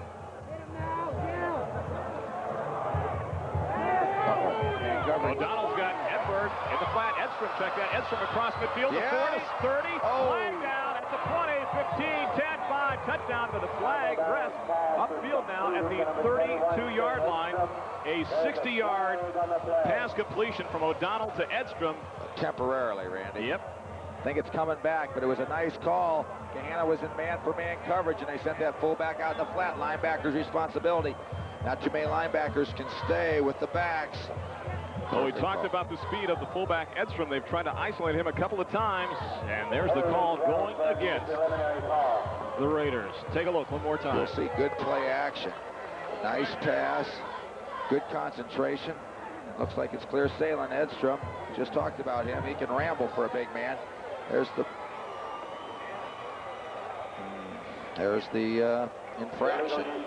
Illegal use of hands is the call on the Raiders. That's tough. You try to tell those receivers to get in somebody's way, to block, throw a chicken wing at someone, and then they're hustling downfield and get called for it. And mark the ball now at the Lion 41-yard line. It'll be first and 10 with 5:50 left to go. Third quarter. Raiders with the lead already, 7-0. McCloy in motion. This is Bowman looking for an opening. Off tackle there, trying to slant his way outside. He'll pick up maybe 3 on the play. No surprise there, Randy. If it's working, let's go with it. That's the third time in this drive they've used that motion. There you saw Dante Hawkins. Dante, an outstanding basketball player. Watch him with his play from the secondary, helping to make the hit there for the Lions. All right, closed very well. I think they're getting ready for that play, and it looks like we may have an injury for the Raiders. We have a player down. It is number 57 being attended to. That is Gary Atkins, who's 6'1", 225, and a senior. He's already recuperating from a neck problem, so they'll attend to him now with 5:35 left to go in the third quarter, and a brief respite for both teams here in a somewhat turbulent and wacky third period. I thought we saw a couple of things that might lead to touchdowns, but all for naught, and some penalty calls that have negated drives, and in this case, negating a score for Reynoldsburg, at least temporarily. We stand at 7-0 with 5:35 left to go. Tom, I want to thank once again Roger Welsh, the outstanding football coach and athletic director at Capital University, for dropping by and joining us at the half. He was also at our game last week when we had Cannell Winchester and Bexley, so he really does go out and check all the area talent here in Central Ohio, although he does recruit from all over the nation. It's got to be tough in Division III without giving out those athletic scholarships. Sure does, Randy, but Capital's an outstanding school, and he's going to do fine. maybe he'll join us again next week for 3 in a row, and we travel to Pickerington for the big battle against the Cruisers, huh? Tom McDonald night. Ben Needham and the Groveport Madison Cruisers take on Jack Johnson and the Pickerington Tigers. We have got you covered right here on Coaxial Sports. Always a pleasure to go out to Pickerington. They roll out the red carpet like nobody else on the face of the earth. I got to tell you, they are something else. And I always enjoy, too, dealing with the people here at Gahanna Lincoln High School. I'll tell you, Mark Hughes is second to none as an athletic director. It's amazing the number of tasks he can perform and still make it seem so effortless. And the Reynoldsburg crowd, every year when we do a basketball game over there, we have to do one in the crowd. Bowman is such a great follower of the basketball team, and those guys from the football team really support all the programs over there. And that's why we love to do an open, at least one, during the basketball season in the Reynoldsburg stands. That's the way it should be, and they can't afford to lose Atkins for too long. Gary Atkins doing a real nice job on that offensive line. 2nd and 7 from the 38-yard line. O'Donnell looking downfield, looking short. Wow. Plenty of coverage there. I'll say about as tight as you can get. Good coverage. McCloy, the intended receiver, apparently 2 Raiders in the area and 2 Lions, too, and watch the arm come in at the end of this play. It was a pretty nice follow-through. He threw it to the deep man, and just a little bit of distraction there is all it took to prevent that completion. Sean Cassidy on the coverage for the Lions from the secondary. 3rd down and 7 now from the 38, down to 5:24 left to go, 3rd quarter. Raiders with the ball and leading 7-0. It is Byers wide to the bottom of the formation. Play action. O'Donnell looking in the flat. Same play they almost scored on. And Edstrom has it, and he gets it down near the 31-yard line and could have a Raiders first down. Much better defense this time by Gahanna, but you're right, Randy. That little cutback move to the inside, as you'll see. Edstrom just filters out. There he is. It's a nice pitch and catch of about 5 yards. Now there he wouldn't have the first down, but that great move back to the inside is enough to move the sticks. Tell you what, Reynoldsburg could have their best 1-2 combination in the backfield that they have had in a long time, and they have had some good tandems in the past 5 or 6 years there under Bob Stewart. Might have been Roaring back on the tackle. 1st and 10, mark the ball at the 31-yard line. 5:05 left to go, 3rd quarter. That is McCloy in motion. And this is Bowman on the carry. Jeff across the 30 to the 25. Jeff Bowman down to the 20 and pushes forward to the 19. Enough for another Raider first down. Randy, we've seen it many times with Bowman. You don't want to give him that seam. He set up the outside sweep and cut right back to the inside. Looked like he was going wide. Good initial drive off the line of scrimmage. Once again, he's getting great blocking by his motion man, McCloy. Finds that seam. Look at him lower the head, keep both hands on the football, and get another first down. Hawkins has to make a touchdown-saving tackle. 1st and 10 Raiders mark it at the Lion 19-yard line. 4s are wild. 4:44 left to go in quarter number 3. Ennis is wide now to the bottom of the formation, a wing to the top. Is it Bowman again? Yes, it is. Opening left side. Squirts through. Yes. Down to the 15, down to the 13-yard line. Another great effort with fresh legs, breaking 2 or 3 tackles. I'm glad to see this. It looks like Atkins is coming back in. He wants to be there and help put Reynoldsburg in the end zone. You'll see on replay, it's another nice cut back to the inside. I think he picked up a couple good blocks, including one by John Price. Who's only standing, just about 6 feet and 195 pounds. Our offensive linemen, Tom, when we played 20 years ago, weren't that big. He's a fullback and outside linebacker for the Raiders. That is McCloy in motion one more time. 2nd down, less than 5. Bowman inside, right up the gut, and lost the football at around the 11-yard line. Let's see who's got it. I think the Raiders got it back. Boy, they might have. Who's in on that one? Nice recovery. He was hit very well. That's number 54 for Reynoldsburg on the recovery. Ooh. That is Mike Davis, the left guard, coming up with the football. He's 6 feet, 200 pounds, and but a sophomore. Take a look. Right, and he's pulling around, doing a nice job of blocking, first of all. Then he finds a little presence underneath the old shoulder. Merry Christmas a little early. 3rd down, and we'll call it just about 2 with 3:24 left to go in quarter number 3. Nothing fancy here, 4 down territory. It is Bowman, takes it inside, moves left, gets it inside the 10-yard line, down past the 9, and should have enough for a 1st and goal for Reynoldsburg. Boy, Gahanna's selling out, though, on defense. You see them flying around. They know how important stopping this score means to their success. Of course, when you have the big guy, Martin and McCloy, lead blocking, it's going to be tough. 2 M&Ms there, and Martin and McCloy that do not melt anywhere. As you look at the story here with 3:05 left to go, 3rd quarter. Bowman now 21 carries, 90 yards in this contest, looking to go to perhaps maybe 99 on this drive. We'll see. 4 and Sherman have been in on a lot of the action, too. This is Bowman again off the left side inside the 5, and give him 98 yards. Give him 98 yards, but no touchdown. That time Ryan Ford, the right guard, pulled around and sealed his man. And we're knocking on the door now. Take a look. You'll see there's Ford. Oh, yeah, okay. Good run. He breaks a tackle almost every play now. We don't want to, I'm not going to say it. We don't want to jinx them. But they are close to the goal line. Second down and goal. Mark the ball at the 1-yard line. Slipbacks could be the sneak. It is Bowman. Cuts, tries to get into the end zone. He crosses the plane with 2:16 left to go in the third quarter. And now the Raiders take a 13-0 lead. Oh, he's hit momentarily in the backfield, but of course when you're that tough and powerful, you can fall for about 2 feet. And that's just about how much he made it by. You'll see. It's a little isolation play, and that extra lunge, that extra month in the weight room, got him. He's got his name in the paper. Brad Blankenship was the first Lion to hit him, but Bowman fell across the goal line for the score. It is now 13-0, and here's Harmeyer, and there's a snap problem, and 2:16 on the clock, and the attempt will go all for naught for Reynoldsburg. That's right, and that could prove critical, Randy. Of course, it's not necessarily going to be that way because Gahanna has to go. You'll see the snap rolled. Would have been very tough to control. At least he hangs on to it. And Pat Ennis tried to pick up the football then and try to make something out of the play, but to no avail, so we stay at 13-0. And quite honestly, that was a problem for the Lions last week in that 25-0 win over Dayton Colonel White.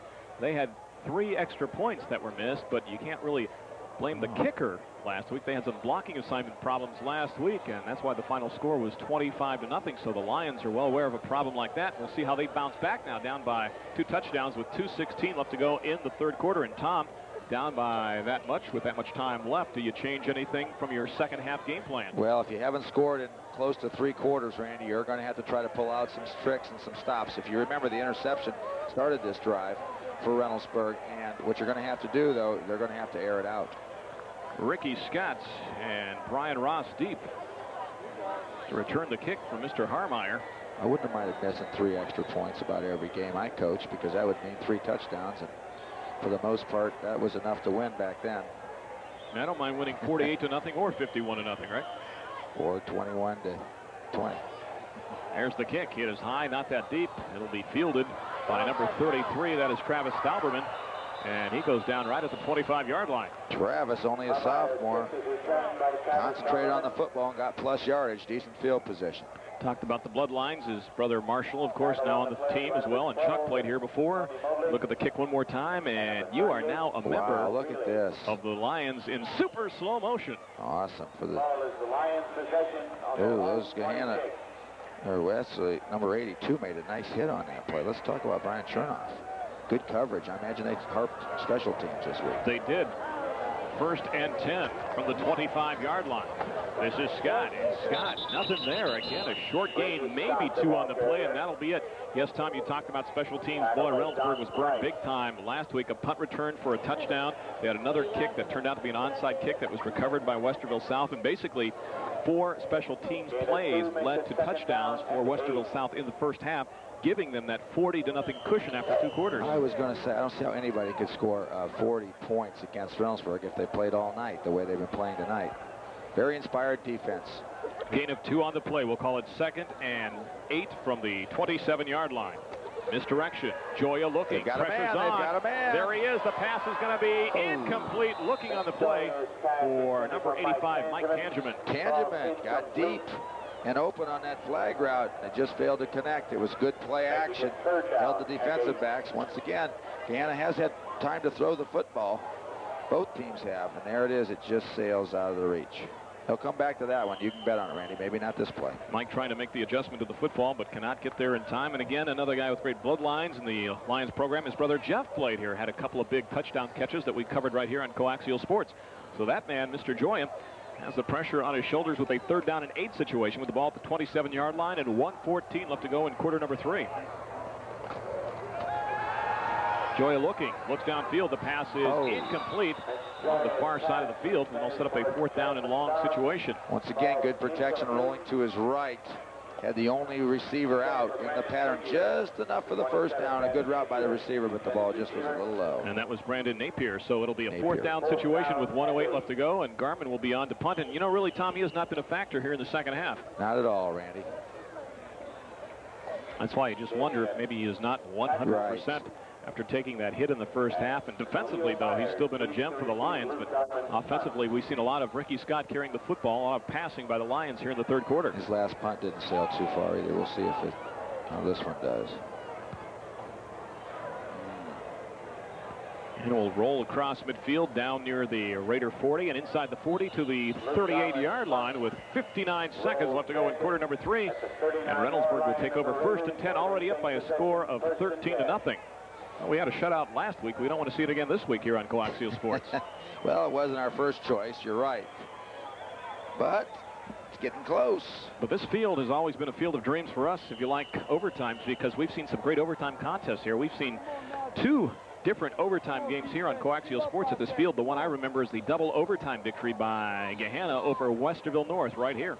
It hasn't been a field of dreams for me. When Coach Coppel coached here at Gahanna, he made it tough on me a couple times, I'll tell you. He's down in the stands watching this game tonight. McCloy in motion to the top of the formation. This is Bowen, just like a bowling ball out across the 40 near the 45-yard line. And of course, Coach Maceros was the defensive man that gave us headaches along the same time frame. So, no, it's not a field of dreams for me.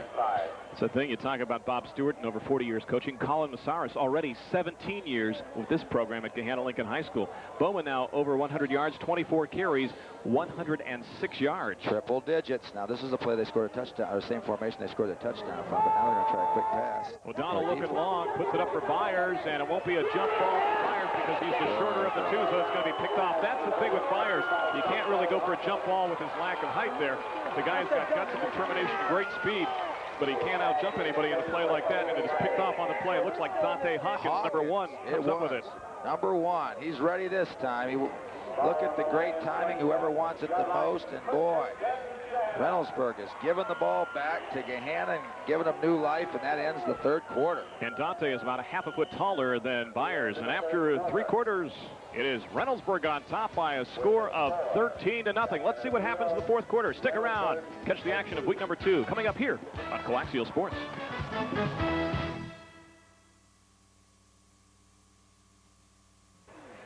Welcome back to Gahanna Lincoln High School. I'm Randy Reinhardt along with Tom McDonald, our statistician for tonight. And one night only, the legendary Eric Whitehead. Yes, the pride of just about any school in Central Ohio you could name it. He's been working at Capital. He's going to Ohio State. The man is going to be a sports agent in a couple of years, and he'll be buying and selling us, Tom McDonald. Our thanks to him for filling in tonight and doing an outstanding job. And amen. He has been a gem for us, and we needed somebody when Steve Basford decided to go to Washington and catch the Buckeyes and the Huskies. First and 10, Joya retreating, pressure's on, rolls to his right, looking downfield. He's got a man, but he's going long, all alone downfield. There he is, making the catch. Number 86, Ben Murray. And again, Tom, it's a situation where it's a guy that's supposed to be a tight end who is deep downfield. And that was a great pass on the run, Randy. 37 yards. I'm not even sure if it's designed to go this way because it looked like he started to roll to his left initially. Sees nothing there. Oh, my receiver's going this way. Breaks the tackle there. He's still on the run, throwing off balance. Sends that thing the only place he needed to, and there, beating the double coverage and a great concentration is number 86, Murray. 37 yards on the reception, but on first and 10 now from the Raiders' 36-yard line. Nothing doing for Gahanna. It'll be second down and 11. The thing was on that play, too, he had to do a couple of things. First, he had to get away from Brian Chernoff when he reversed field, and on top of that, he did have Dybel open short. When the pass initially left his arm, you thought, boy, doesn't have enough to make it there, and Murray did a great job of saying, I don't care what's going to happen, but I'm going to catch the football first. He really concentrated for the big play. Second down and just more than 11 yards to go. Joya looking long, looking down to the corner. He's got a man. Can he catch it?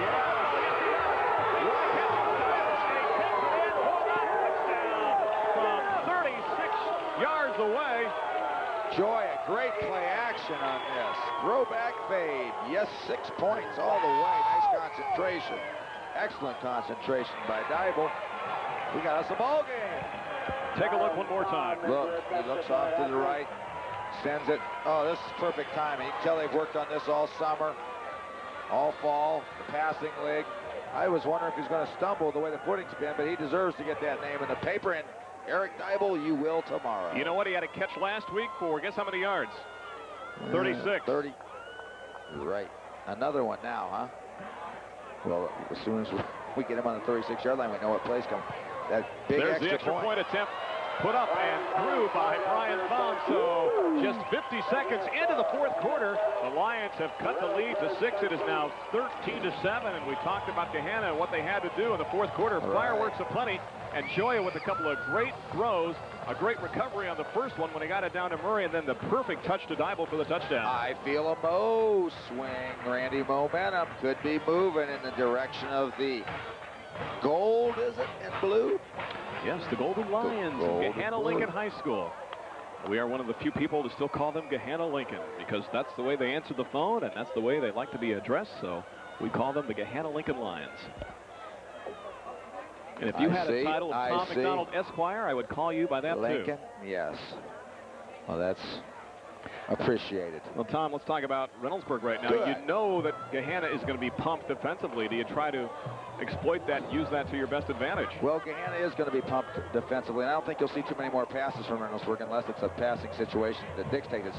But I'll guarantee you one other thing. Reynoldsburg's going to be pumped too. And they have Bowman, and they have a couple big offensive linemen, and they know what they're going to have to do, what their job is, and how tough practice was this week. So I look for them to try to mount a drive. Tom has it teed up, ready to go at the 40-yard line. 13-7, Raiders on top. We'll see if Mo changes its flow. Here we go. Like Tom McDough said, here we go. There's the kick. It is scooped up at the 11-yard line by Byers. Hey! Khalil right up the gut. Let's Here goes change that, Byers. Mo. Goodbye. 50, 40, Byers 25, 30, Byers 20, 10. Touchdown, Khalil. Byers, what a backbreaker with 10:56 left to go. Unofficially, I have that as an 89-yard kickoff return by Khalil Byers. And you know what? They threw that pass earlier that was picked up by Dante Hawkins, and I think Byers said, I'm going to score one this time around, and he does. Take a look. Bye-bye, Mo. They got burned last week on it. This time it's their turn to do the burning. Great concentration, some nice blocks, but he does hit the seam full speed. And, man, this kid is one guy you are not going to catch. He's just going to outrun everybody for 6 points, and you're right. Quickly, do you go for 2 or 1? I think you go for 2 without a doubt to try to put it on an even 7 keel. Might be the least of Bob Stewart's worries, though. He's definitely breathing a sigh of relief, Randy. That was the momentum was began to moving towards Gahanna, and now it's shifting way back to Reynoldsburg. And the Raiders unofficially have taken their first time out here in the second half to talk things over at 10:56 left to go, and now leading by a score of 19-7. We don't have the shutout that we were worried about just a couple of minutes ago. You asked for no shutout, and you got your wish. Tom, we have fireworks now as Byers takes it 89 yards for the score, and if you're the Raiders right now, you're looking for that 2-point conversion from 3 yards out. Bowman would be an obvious call, maybe too obvious for the Lions defense. Well, I sure wouldn't give it to Byers. I think he's a pretty tired young man. Excuse me, Bowman. Yeah, but I mean the guy who just ran the touchdown, and I wouldn't give it to him. He's a tired. Oh, how about that? Let's try to cool down those Raiders. Well, when it rains, it pours for the Lions. We have a leak. 19-7, and I tell you what, hats off too to the quarterback for the Raiders, Tom O'Donnell. This is a guy that's pretty unselfish and somewhat low-key out there, but doing an outstanding job. Great field vision, great awareness, and a very, very smart heady football player in number 13, Tom O'Donnell. He's running that offense with all that motion that Reynoldsburg employs. You have to be an intellectual wizard, and that's what he is. And now they're going to call, what, another timeout? Timeout is taken by the Raiders. With 10:56 left to go, we haven't gone anywhere. Take a look one more time. Good. We get to see this one again. Okay, after the catch. It's a middle return. He's trying to hit that seam. Gahanna was flying down. They were pretty pumped. Is he even touched? Once he got through that wedge, it's all she wrote. He was never touched at all on that return. No, Hawkins is a pretty fast man, too. I don't care if he's 5'4 or 6'4. The man is 10'4 right now. And his speed is 4'4 probably in the 40 as he takes it the distance for the touchdown. Well, we're going to get this playoff eventually. Well, you would think so, because after a while you run out of timeouts. Although you thought that in the first half, but it didn't happen, right? Yeah, maybe it's unlimited tonight. Look at the pumped up troops. Great crowd here tonight at Gahanna Lincoln High School. Again, our thanks to both athletic directors, Jerry Robinson from Reynoldsburg High School and Mark Hughes here at Gahanna Lincoln. They left the ball in the middle of the field. You know, the offensive team has their option anywhere between the hashes, so they haven't really given away which way they're going yet. Although Bowman's to the left, so is number 88, Martin. And McCloy now, though, in motion to the right or the top of the formation. This is Bowman. Well, I talked about it. Wow. That's exactly what they do. It is nothing fancy, and Bowman skirts in from 3 yards out to the 2-point conversion. It is now 21-7 Raiders. Took a timeout. It looked like a timeout well spent because this was like clockwork. Great double team down block, 56 and 88, and then, he wants that name in the paper. Good acceleration. I will remind you, though, that the last 3 matchups have been decided by 10 points or less, and there's still 10:56 left in this game. Last year, Gahanna won 14-9. 2 years ago, Reynoldsburg on top 24-14. 3 years ago, Reynoldsburg 20-17. And 4 years ago, the Raiders by a score of 19-7. Oh, no way is this thing over, Randy. This is just heating up. Lions have pride. There's no doubt about it. They always have, and always will. If there's a way to get back in this, they'll try to figure it out. And Bob Stewart and Colin Massaras are 3-3 head-to-head in this series since Colin's been the head coach for the Lions and Bob the head coach for the Raiders.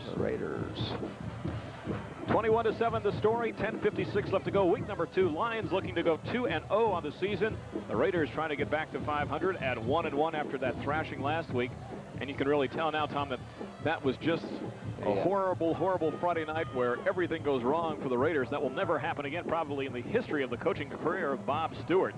Without a doubt, kick is fielded at the 23-yard line. Short return on the play for number 33, Travis Stauberman. He gets a second kick return here in this contest. Right, he concentrated well, short but effective, Randy. Stauberman tried to get to where the return was designed to go up the middle, but it just wasn't deep enough to prevent the defense to make the tackle. Defensively, if you're the Raiders in the secondary and the linebackers, do you make any adjustments? Well, I would have loosened up a little bit last time, and they threw a long pass, so I think they've been burnt once, and it's going to be tough to burn them again. Mitch Joya brings them up to the line of scrimmage. It is Garman and Scott. In fact, Garman, the lone back in the backfield, 2 wings to the top now. Massaras in motion to the bottom of the formation. Okay, we've got 3 receivers out. And he is hit as he tries to throw the football. Rolling inside the 15 down to the 11-yard line. Are they going to call that an attempted pass or a fumble? Give it to the Raiders. It's a fumble on the turnover. The Raiders get it with 10-11 left to go here in the 4th quarter. Ouch. I'll tell you, they're trying to plead their case if this ball was Watch the arm. Was he going forward? Take a look. No, he wasn't. I'm going to guess that's Clay. For Clay, number 86. I'm just guessing Clay. I think you're right. I think that was Clay with the initial hit. And, you know, perhaps the only reason that Joya wasn't getting the arm all the way forward, his back plant foot did slip a little bit. And he kind of hesitated just a half second bringing the football forward. Big break now for the Raiders. 1st and 10. They can get a first down before they score. This is Bowman. Big hole right side. And just like that, the Raiders are up by a score of 27-7.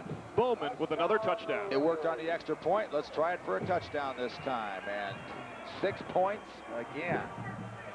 Boy, what a turnaround. You'll see, it's just that patented play they had just been successful on, and boy, I don't even think he gets stuck. Well, there he does. Would have been a great tackle. Getting back to that intercept or that fumble, Ryan Chernoff, number 82, didn't get credit for the sack, but he contained from his end and forced then the other end. He got his buddy Clay in on the action. Harmeyer to attempt the extra point. The kick is up, and the kick is good. It is now 28-7 Raiders as Harmeyer comes through with a 28-point. How about Bowman tonight? 3 touchdowns and 1 2-point conversion. And last week, if I remember correctly, Bowman had a couple of scores and 2 2-point conversions. He's done very well, Randy, but that whole offense and defense has contributed to the success of the Reynoldsburg Raiders tonight. No one individual. It is now 28-7. Raiders on top with 9:53 left to go. And if you're the Lions right now, you're a little shell-shocked from what's happened the last couple of minutes. You sure are. And if you're Stauberman, you're buckling up that chin strap, buddy. Hey, this is the last 2 kicks have come to me. I'm ready now. I may be a sophomore, but I'm a veteran now. Kick it my way. Well, if he gets it again, do you lateral back? No, I don't think so. He's about 15 to 20 yards in front of the deep man. Harmeyer has it teed up, and if he's doing that on purpose, Tom, that is very tough to do in high school football. Right, I wouldn't say he was. There you look at the deep men. Yeah. Scott and Ross. Scott and Ross, two formidable return men, but I don't think they're unkickable. So there it goes. Guess what? Stauberman wants it. He's not He's supposed to back got up it, on and he loses the ball, but scoops it up back at the 10, coming up to the 15, up across the 20, and down around the 22-yard line. Right. He thought, hey, what the heck? I love this now. I love this game. I'm going to take my third kickoff back, but really, he's not supposed to back up on this, and he'll hear it. You'll see there he does back up. Maybe at the last minute he realizes, oh, I'm kind of hogging this thing. But he does make a nice run out of it. Every kick has been an infield fly rule just about for Stauberman here in the last few minutes. You're right. That gives that kickoff team time to converge. And Murray, among others, was in on the hit. So 1st and 10 from the 22 with 9.5 left to go here in the fourth quarter. Joya forced now to put it up, down by 3 touchdowns. Looks, he's got a man, and the pass is incomplete. He threw it a little behind Jeff Masaris. Yep, that pass was thrown a little behind, but the heat was on, Randy, no doubt. This time, the contain wasn't there by Chernoff, and as a result, Clay doesn't destroy the quarterback. Nice toss on the football, really, and that was just about a big catch because he had some running room. Tell you what, the passing game, the Lions has been very impressive here in the second half, and we've got a whistle and officials timeout on the field with 9:22 left to go here in the fourth quarter. I'll tell you what, for Reynoldsburg, this has been a real roller coaster because as bad as the performance was in week number 1, it has been that good in week number 2. Except for a couple breakdowns, Randy. They've been flawless tonight. Offensive, defensive, kicking game, you name it, the whole package. And we have a bit of an equipment adjustment, I believe, on the person of number 68, Gabe Saunders. Get those pads in the right spot now. See if it works. Gabe was nursing a shoulder injury. He was a question mark before this contest tonight. That is Masaris in motion. 2nd and 10. Yes, up the middle. There he goes. And that is Garmin. I think it's a good call. Those ends, ears fired back. They're coming like crazy to sack that quarterback. They just hand the ball up the middle on the fullback trap. 3rd short. He gets it up to near the 29-yard line with 9 minutes exactly left to go in this contest. And Gahanna Lincoln down by 21 points at 28-7. 3rd down and nearly 4. Many. Enough to put that ball up again. Enough to go for it on 4th down if you don't get it? Well, I say yes. You know, it could turn out to be disastrous, but it gives your team a chance to win. They better hurry or they're not going to get this play off. Down to 8:40, 8:39 and ticking. Scott in motion. And they did not. I don't think, with 8:34 left to go. Looked like a new formation, double wing. I hadn't seen that formation from them yet. Delay of game is the call on the Lions. So it was 3rd and 3.5, nearly 4 will be 3rd and just about 9. Right. Now it's pass time. Hey, there's a couple youngsters. Look like they're pretty excited. They've done a great job tonight. Water boys along the near sideline. The only people they missed, the crew upstairs here. And speaking of crews, what a job done tonight by the Coaxial sports team, headed up by our director tonight, John Nakauchi, who is producing this puppy. I'm going to tell you something. That guy deserves all the respect in the world. He does an outstanding job. The man is always under control, and I salute John for the great job he does. Joya looking downfield. The pass is caught. Eric Dybel has the ball, and he's got enough for a 1st down. There's not a name that John can't pronounce correctly. Well, if he can say his last name, he can say anybody's name. Take a look one more time. Good protection. I like the way he gets his shoulders turned toward the target, steps towards it, and that moves the chains. Up to the 35-yard line with 8:27 left to go. So the Lions still with the pulse is checking in right now as number 85, Mike Tangeman, with a play from head coach Colin Masaris. You know, Donald can throw the football. If he gets time, if those 2 defensive ends are contained, then we'll be all right. See what Joya does here on a 1st and 10 from the 35. Scott in motion. He's going back. The pressure's on. Gets away from Clay, but he can't get away from the second guy, and that is Mr. Chernoff, and it's picked up by the Raiders, and they've got it inside the 25 down to the 24-yard line. All right, I think the 2 big ends did their job, forced that ball loose, and then if I'm not mistaken, it could have been big old Hussam Salash, 6'1". How about that on the recovery? A defensive lineman's dream. Yeah. There's Chernoff getting him. Also coming in late there, number 47, John Price. Nice job, Price. Punch that ball out. That's defense at its best. And Shalash coming up with the football. I'll tell you, his brother Hatem, a great basketball player as well for the Raiders. So another big break for Reynoldsburg. Already up 28-7. They've got it 7:53 left to go. Mark the ball at the 24-yard line. Shalash, the outside linebacker, with a big play. Actually a tag team effort. part of about 5 Raiders on that prior play. This is Bowman. That's the play they scored touchdown and a 2-point conversion on. And they tried one more time to start this series. Right, except I think they're feeling pretty confident now, and they might have tried to mess up the scouts for next week and sent the man in motion going the opposite way. Looks to me like they're getting some fresh people in. Second down, we'll call it 7. Mark the ball at the 21-yard line. 7:23 left to go in this contest, and the Raiders up by 21. Price is now the fullback in there.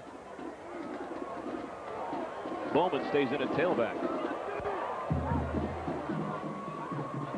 Here's O'Donnell rolling, looking downfield. Pressure's on, and he throws, and the pass is caught by Byers. Byers inside the 10, inside the 5. Did he make it in? Nope.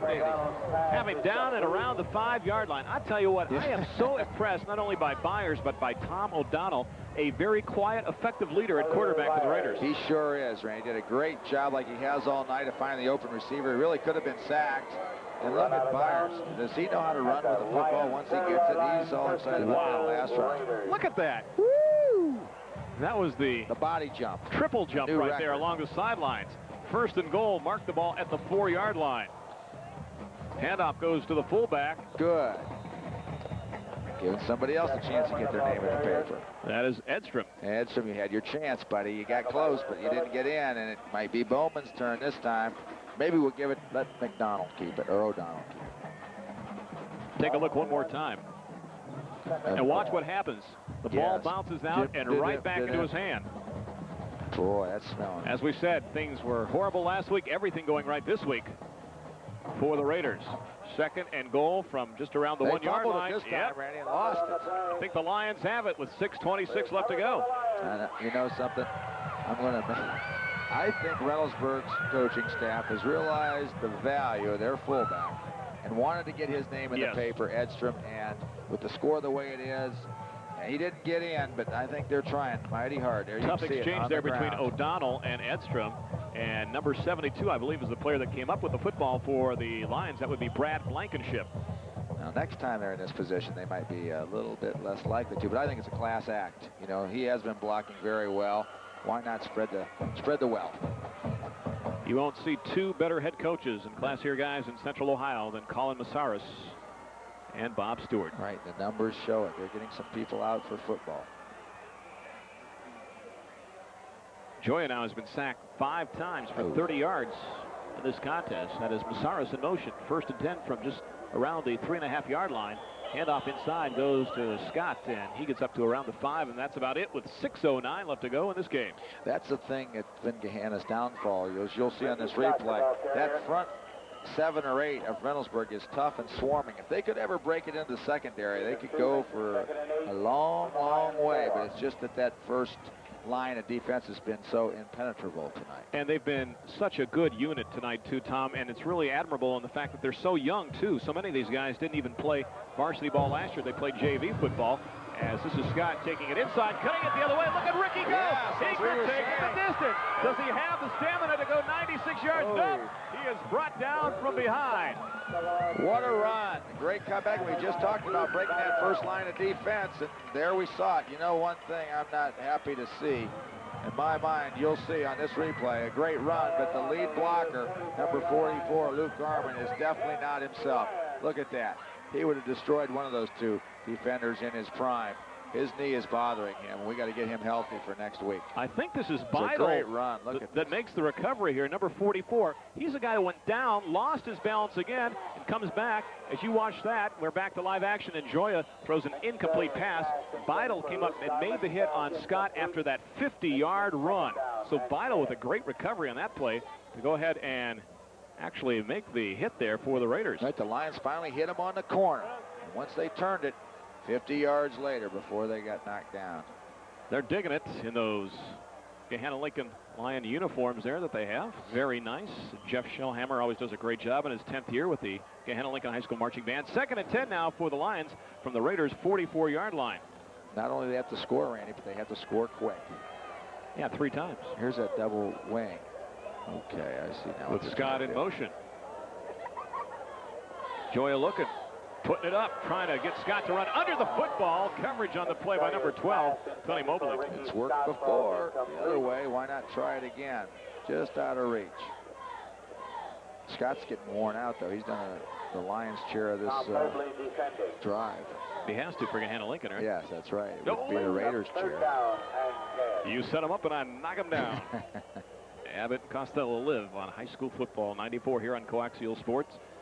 And while we thanked our producer director John Nakauji, our hats off to everybody on the crew as well, especially a hat off to Lori Robinson running the CG after breaking her arm. She is back, the cast is off, and she is rip-roaring and ready to go. That pass is incomplete on the play, looking for 27, Brandon Napier.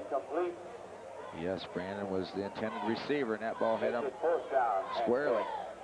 So it is 4th and 10 from the 44 as you look at the replay, and obviously if you're the Lions, you go for it down by 21. You're going to have to find a pass play that's going to get you those 10 yards. I don't think it's smart to throw it short and try to run the distance. You better throw it at least those 10 yards, and it could be the flood route here to the right. See what happens. Joya rolling to his right, looking downfield. He's got a man, and the pass is underthrown. Looking on the play for Dybel. Plenty of time. Good protection that time. He forced to throw, and that's it. So the Raiders will take over 1st and 10 from their own 44-yard line with 5:05 left to go. You know, the Raiders recently have been pretty decent road warriors coming into this contest. They had won 3 of their last 4 road games. They can make it 4 of their last 5. Yes, that's a trademark of exceptional teams. They have to take their act on the road, play in the hostile environments, and come out on top. And they have been a second-half team so far this season through only 2 games, though. I'll expound on that in just a second. McCloy in motion. The handoff goes inside to number 23. That is Damian Packnett, the backup tailback. He's got nice yardage on that first down play with 4:55 left to go. They outscored Westerville South last week 23-13, and they have outscored Gahanna Lincoln 21-7 here in this second half. You know, and there might be some significance to that too, Randy, because I don't know of too many teams that work harder in the off-season than Bob Stewart's coach teams. He's got that weight room open year-round, and it's paying off for him in the 4th quarter, the first 2 weeks of the season. Good point for young kids. Get in there and work hard in that summer. 2nd and 2 from the 47-yard line, and a whistle and an official's timeout.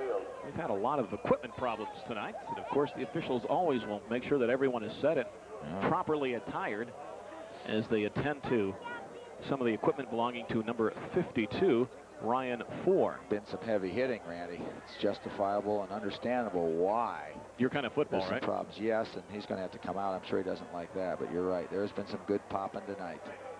As you look at Jason Evans, the backup quarterback for the Lions, looking on. Tom, guess what? We forgot to do it in week number 1, but we've got to do our picks. Good. In just a moment.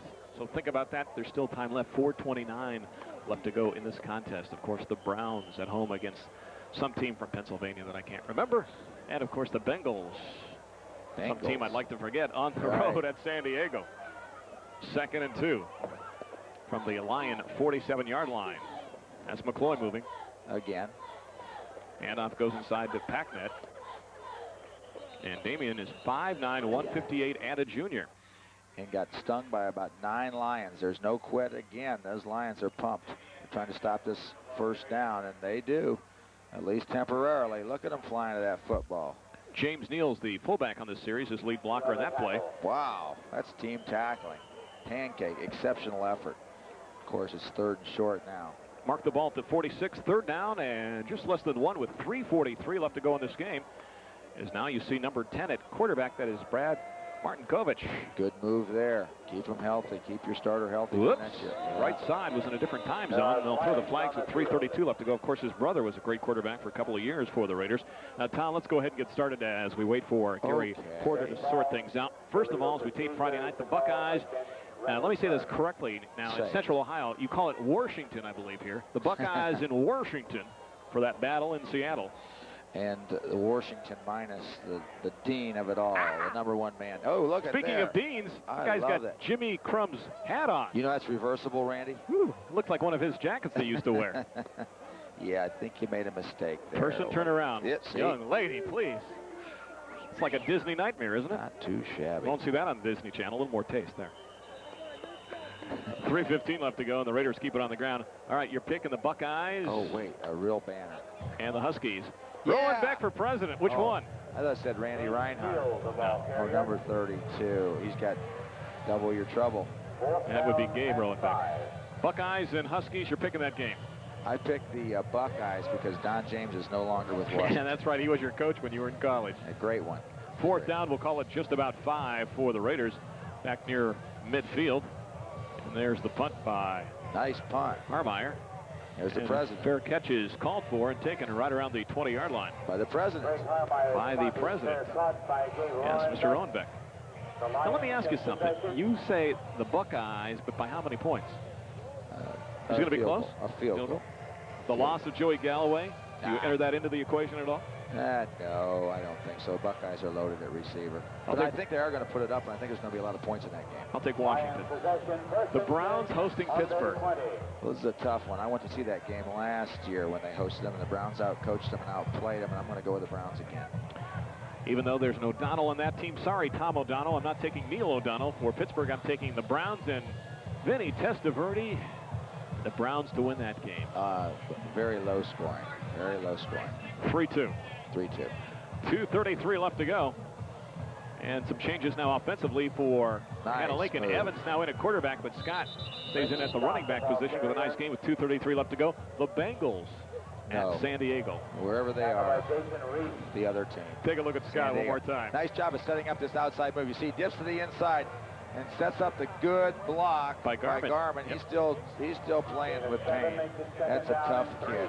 That was a nice run again by Scott. Mark the ball at the 27-yard line. We'll call it 2nd down and 3 with 2:10 left to go here in this contest. Quarterback again is number 12, Jason Evans, 5'10", 150, and but a sophomore. And looked like a mix-up there. It looked like there was a problem at the line of scrimmage, but there's no flag. It'll be 3rd down and long with 1:57 left to go. That's right. It's the biggest guy I've seen in a while, number 76, Craig Atwell in there. It says he, wait a minute, there's no way he weighs 170 pounds. Look at the size of that guy. He's 6. Look at that. Now it could be great shoulder pads. I don't know. That is. He's a tall youngster. He looks like he's about 180, 185, oh, if anything. He looks like he's 300. Oh, get out of town. You might, after your picks, by the way, have to get out of town. He's only a junior. 3rd down, we'll call it 9.5. The ball resting at the 20. Uncle Joe Cunningham from WMNI Radio. Hey. Mr. Gahanna is here. He's always here at every game we do. That's right. Broadcasting partner on the radio side, and he's not a happy camper right now. It's good to see him. And one more pick, Notre Dame and Michigan. I'm going with the Wolverines. Definitely. This is a Dave Mason night. It's only you and me, and we just disagree. You know, Ron Polish, this is what Lou Holt said. He is not Superman. We did not get him from Krypton. He is just a young kid from Pennsylvania. I don't think this Heisman garbage. Bino Cook, I don't know what planet he's from. He must be from Krypton because he has no clue. But Polish is a good quarterback, but I'll take Notre Dame simply because they are playing in the South Bend. So I'll take them in that game. Hey, hey, hey, hey. It's only half of Michigan Stadium, right? That's right. And there's the kick that will bounce across midfield down to the 40 and be down at the 39-yard line with 35 seconds left to go. After that 37-yard punt. And with 35 seconds left to go, look at the ball back one more time. Tom, 2 weeks into the season, anybody that you've seen right now that you think could be a power based on the scores that we saw last week, anybody you'll be watching for? Well, Groveport really impressed last week. Yes, Groveport looked good against, I'm curious to see how they do tonight against Lancaster. Pickerington, I think, is going to be strong. And we already talked about, even though they've had one loss, Dublin. And it looks to me like Independence is going to be very strong again. You know, we could see that Westerville South team. Anybody, I don't care if they're lucky or kicks offs or whatever it is, they score on Reynoldsburg that many points. I believe the Raiders are short a player, at least one, maybe two, with 22 seconds left to go, so they will burn a timeout. But it's pretty much academic here at Gahanna Lincoln High School. You know, Pickerington was blanked by Lancaster last week by a score of 14-0. That score a little misleading, so we'll see what happens tonight as we speak. The Tigers taking on, let me get this correct for Central Ohio, NERC. That's right. That's going to be a tough battle there, no doubt. But this is great. You know, they're getting some young. The reason they took the timeout was to get that second team offense in, get some game experience. It may only be one play, but it's in the ball game. That's the story. On TV. That's right. It is all Raiders here in the second half. They were up 7-0 at the break. Let's mention some of these guys. Here's number 10, Martin Kovic. We already did that. We got all of them. Oh, we did. Yep. There's Packnet. Actually, a new running back now. That is number 25. That is Joe Armentrout. And I don't think you mentioned Chance Spalding. No. Armentrout is 5'9", 145, and a sophomore. Take a look. There it is. Yeah, right behind Spalding and Wetzel. He could go all the way, but he won't. Hey, there's Ricker in there. In fact, they won't go any further. No, it's over. Put it in the books. Both teams at 500 on the season after 2 weeks. The Raiders come away with the win big time in week number 2. The final score, Reynoldsburg 28, Gahanna Lincoln 7. We'll be back with some closing comments here from Gahanna Lincoln High School right after this. Stay tuned. What's this?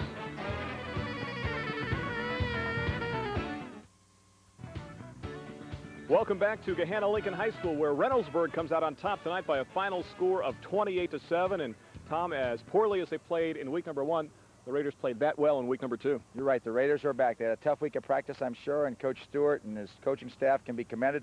They'll sleep a lot better this weekend than they did last.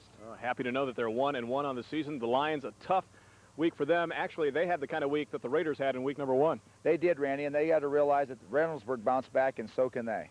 All right, time now to take a look at the unofficial team stats for this contest tonight. When you look at the numbers, pretty even with the first downs. You see the yards rushing in favor of the Raiders tonight. You're right, and that doesn't come as any big surprise. They had the bigger offensive line. They had Jeff Bowman, and they just ground the ball out. And the defense with some great plays tonight for the Raiders. Right, it was a total team effort. The special teams, of course, was instrumental, but the defense was there and didn't bend a little bit, but really never broke except for that long pass. All right, time now to pick our sports medicine grant players of the game, one from each school. For Reynoldsburg, take the entire roster just about, and you could pick the player of the game for them. We thought about Mr. Clay. He had an outstanding game. So did Jeff Bowman. He scored 3 touchdowns, had a 2-point conversion in this game. But really, we thought that the 89-yard kickoff return by Khalil Byers was the turning point in this contest. Mainly because of when it took place, Randy. It was a critical point, stage in the game. Gahanna just scored. Now it's time for Reynoldsburg to see what they can do, what they're made of, and 6 seconds later, they're on the board. I'll tell you what, we had a span of time there in the fourth quarter where we had 3 touchdowns scored in 1 minute and 17 seconds. Right, and for what we're sometimes used to, that was a good experience. I hope we see it more often. Meanwhile, for Gahanna Lincoln, we picked their player of the game in the person of one of their wideouts, Eric Dybel. 3 catches tonight, 54 yards, and a touchdown. Very steady, good concentration on the touchdown, although it was a nice pass. He also did a nice job blocking. If you're Gahanna Lincoln, what do you have to adjust offensively and defensively next week when you take on Eastmoor? Well, I'm worried about their big fullback, number 44. I sure hope he's healthy because he didn't really look healthy the second half, and that's something that dictates what you decide or your play calling. I think, though, the Gahanna, I know what they're made of, and they'll find a way to figure out some way to maybe beat this next couple teams. Meanwhile, are the Raiders on a roll? Well, you know, it's tough to tell. The jury's out this week. They looked very good last week, or this week, not so good the week before, so we'll see what happens a week from tonight. Are you looking forward to next Friday night, Tom McDonald night at Pickerington High School? Are you looking forward to that? I really am, Randy. It's been the first time I've had a chance to see the Cruisers since I departed, on good terms, I might add. And that game next week, Groveport Madison taking on the Pickerington Tigers right here on Coaxial Sports. Our final score, one more time, Reynoldsburg victorious by a score of 28-7 over Gahanna Lincoln. For Tom McDonald, I'm Randy Reinhardt. So long, everybody, from Gahanna Lincoln High School.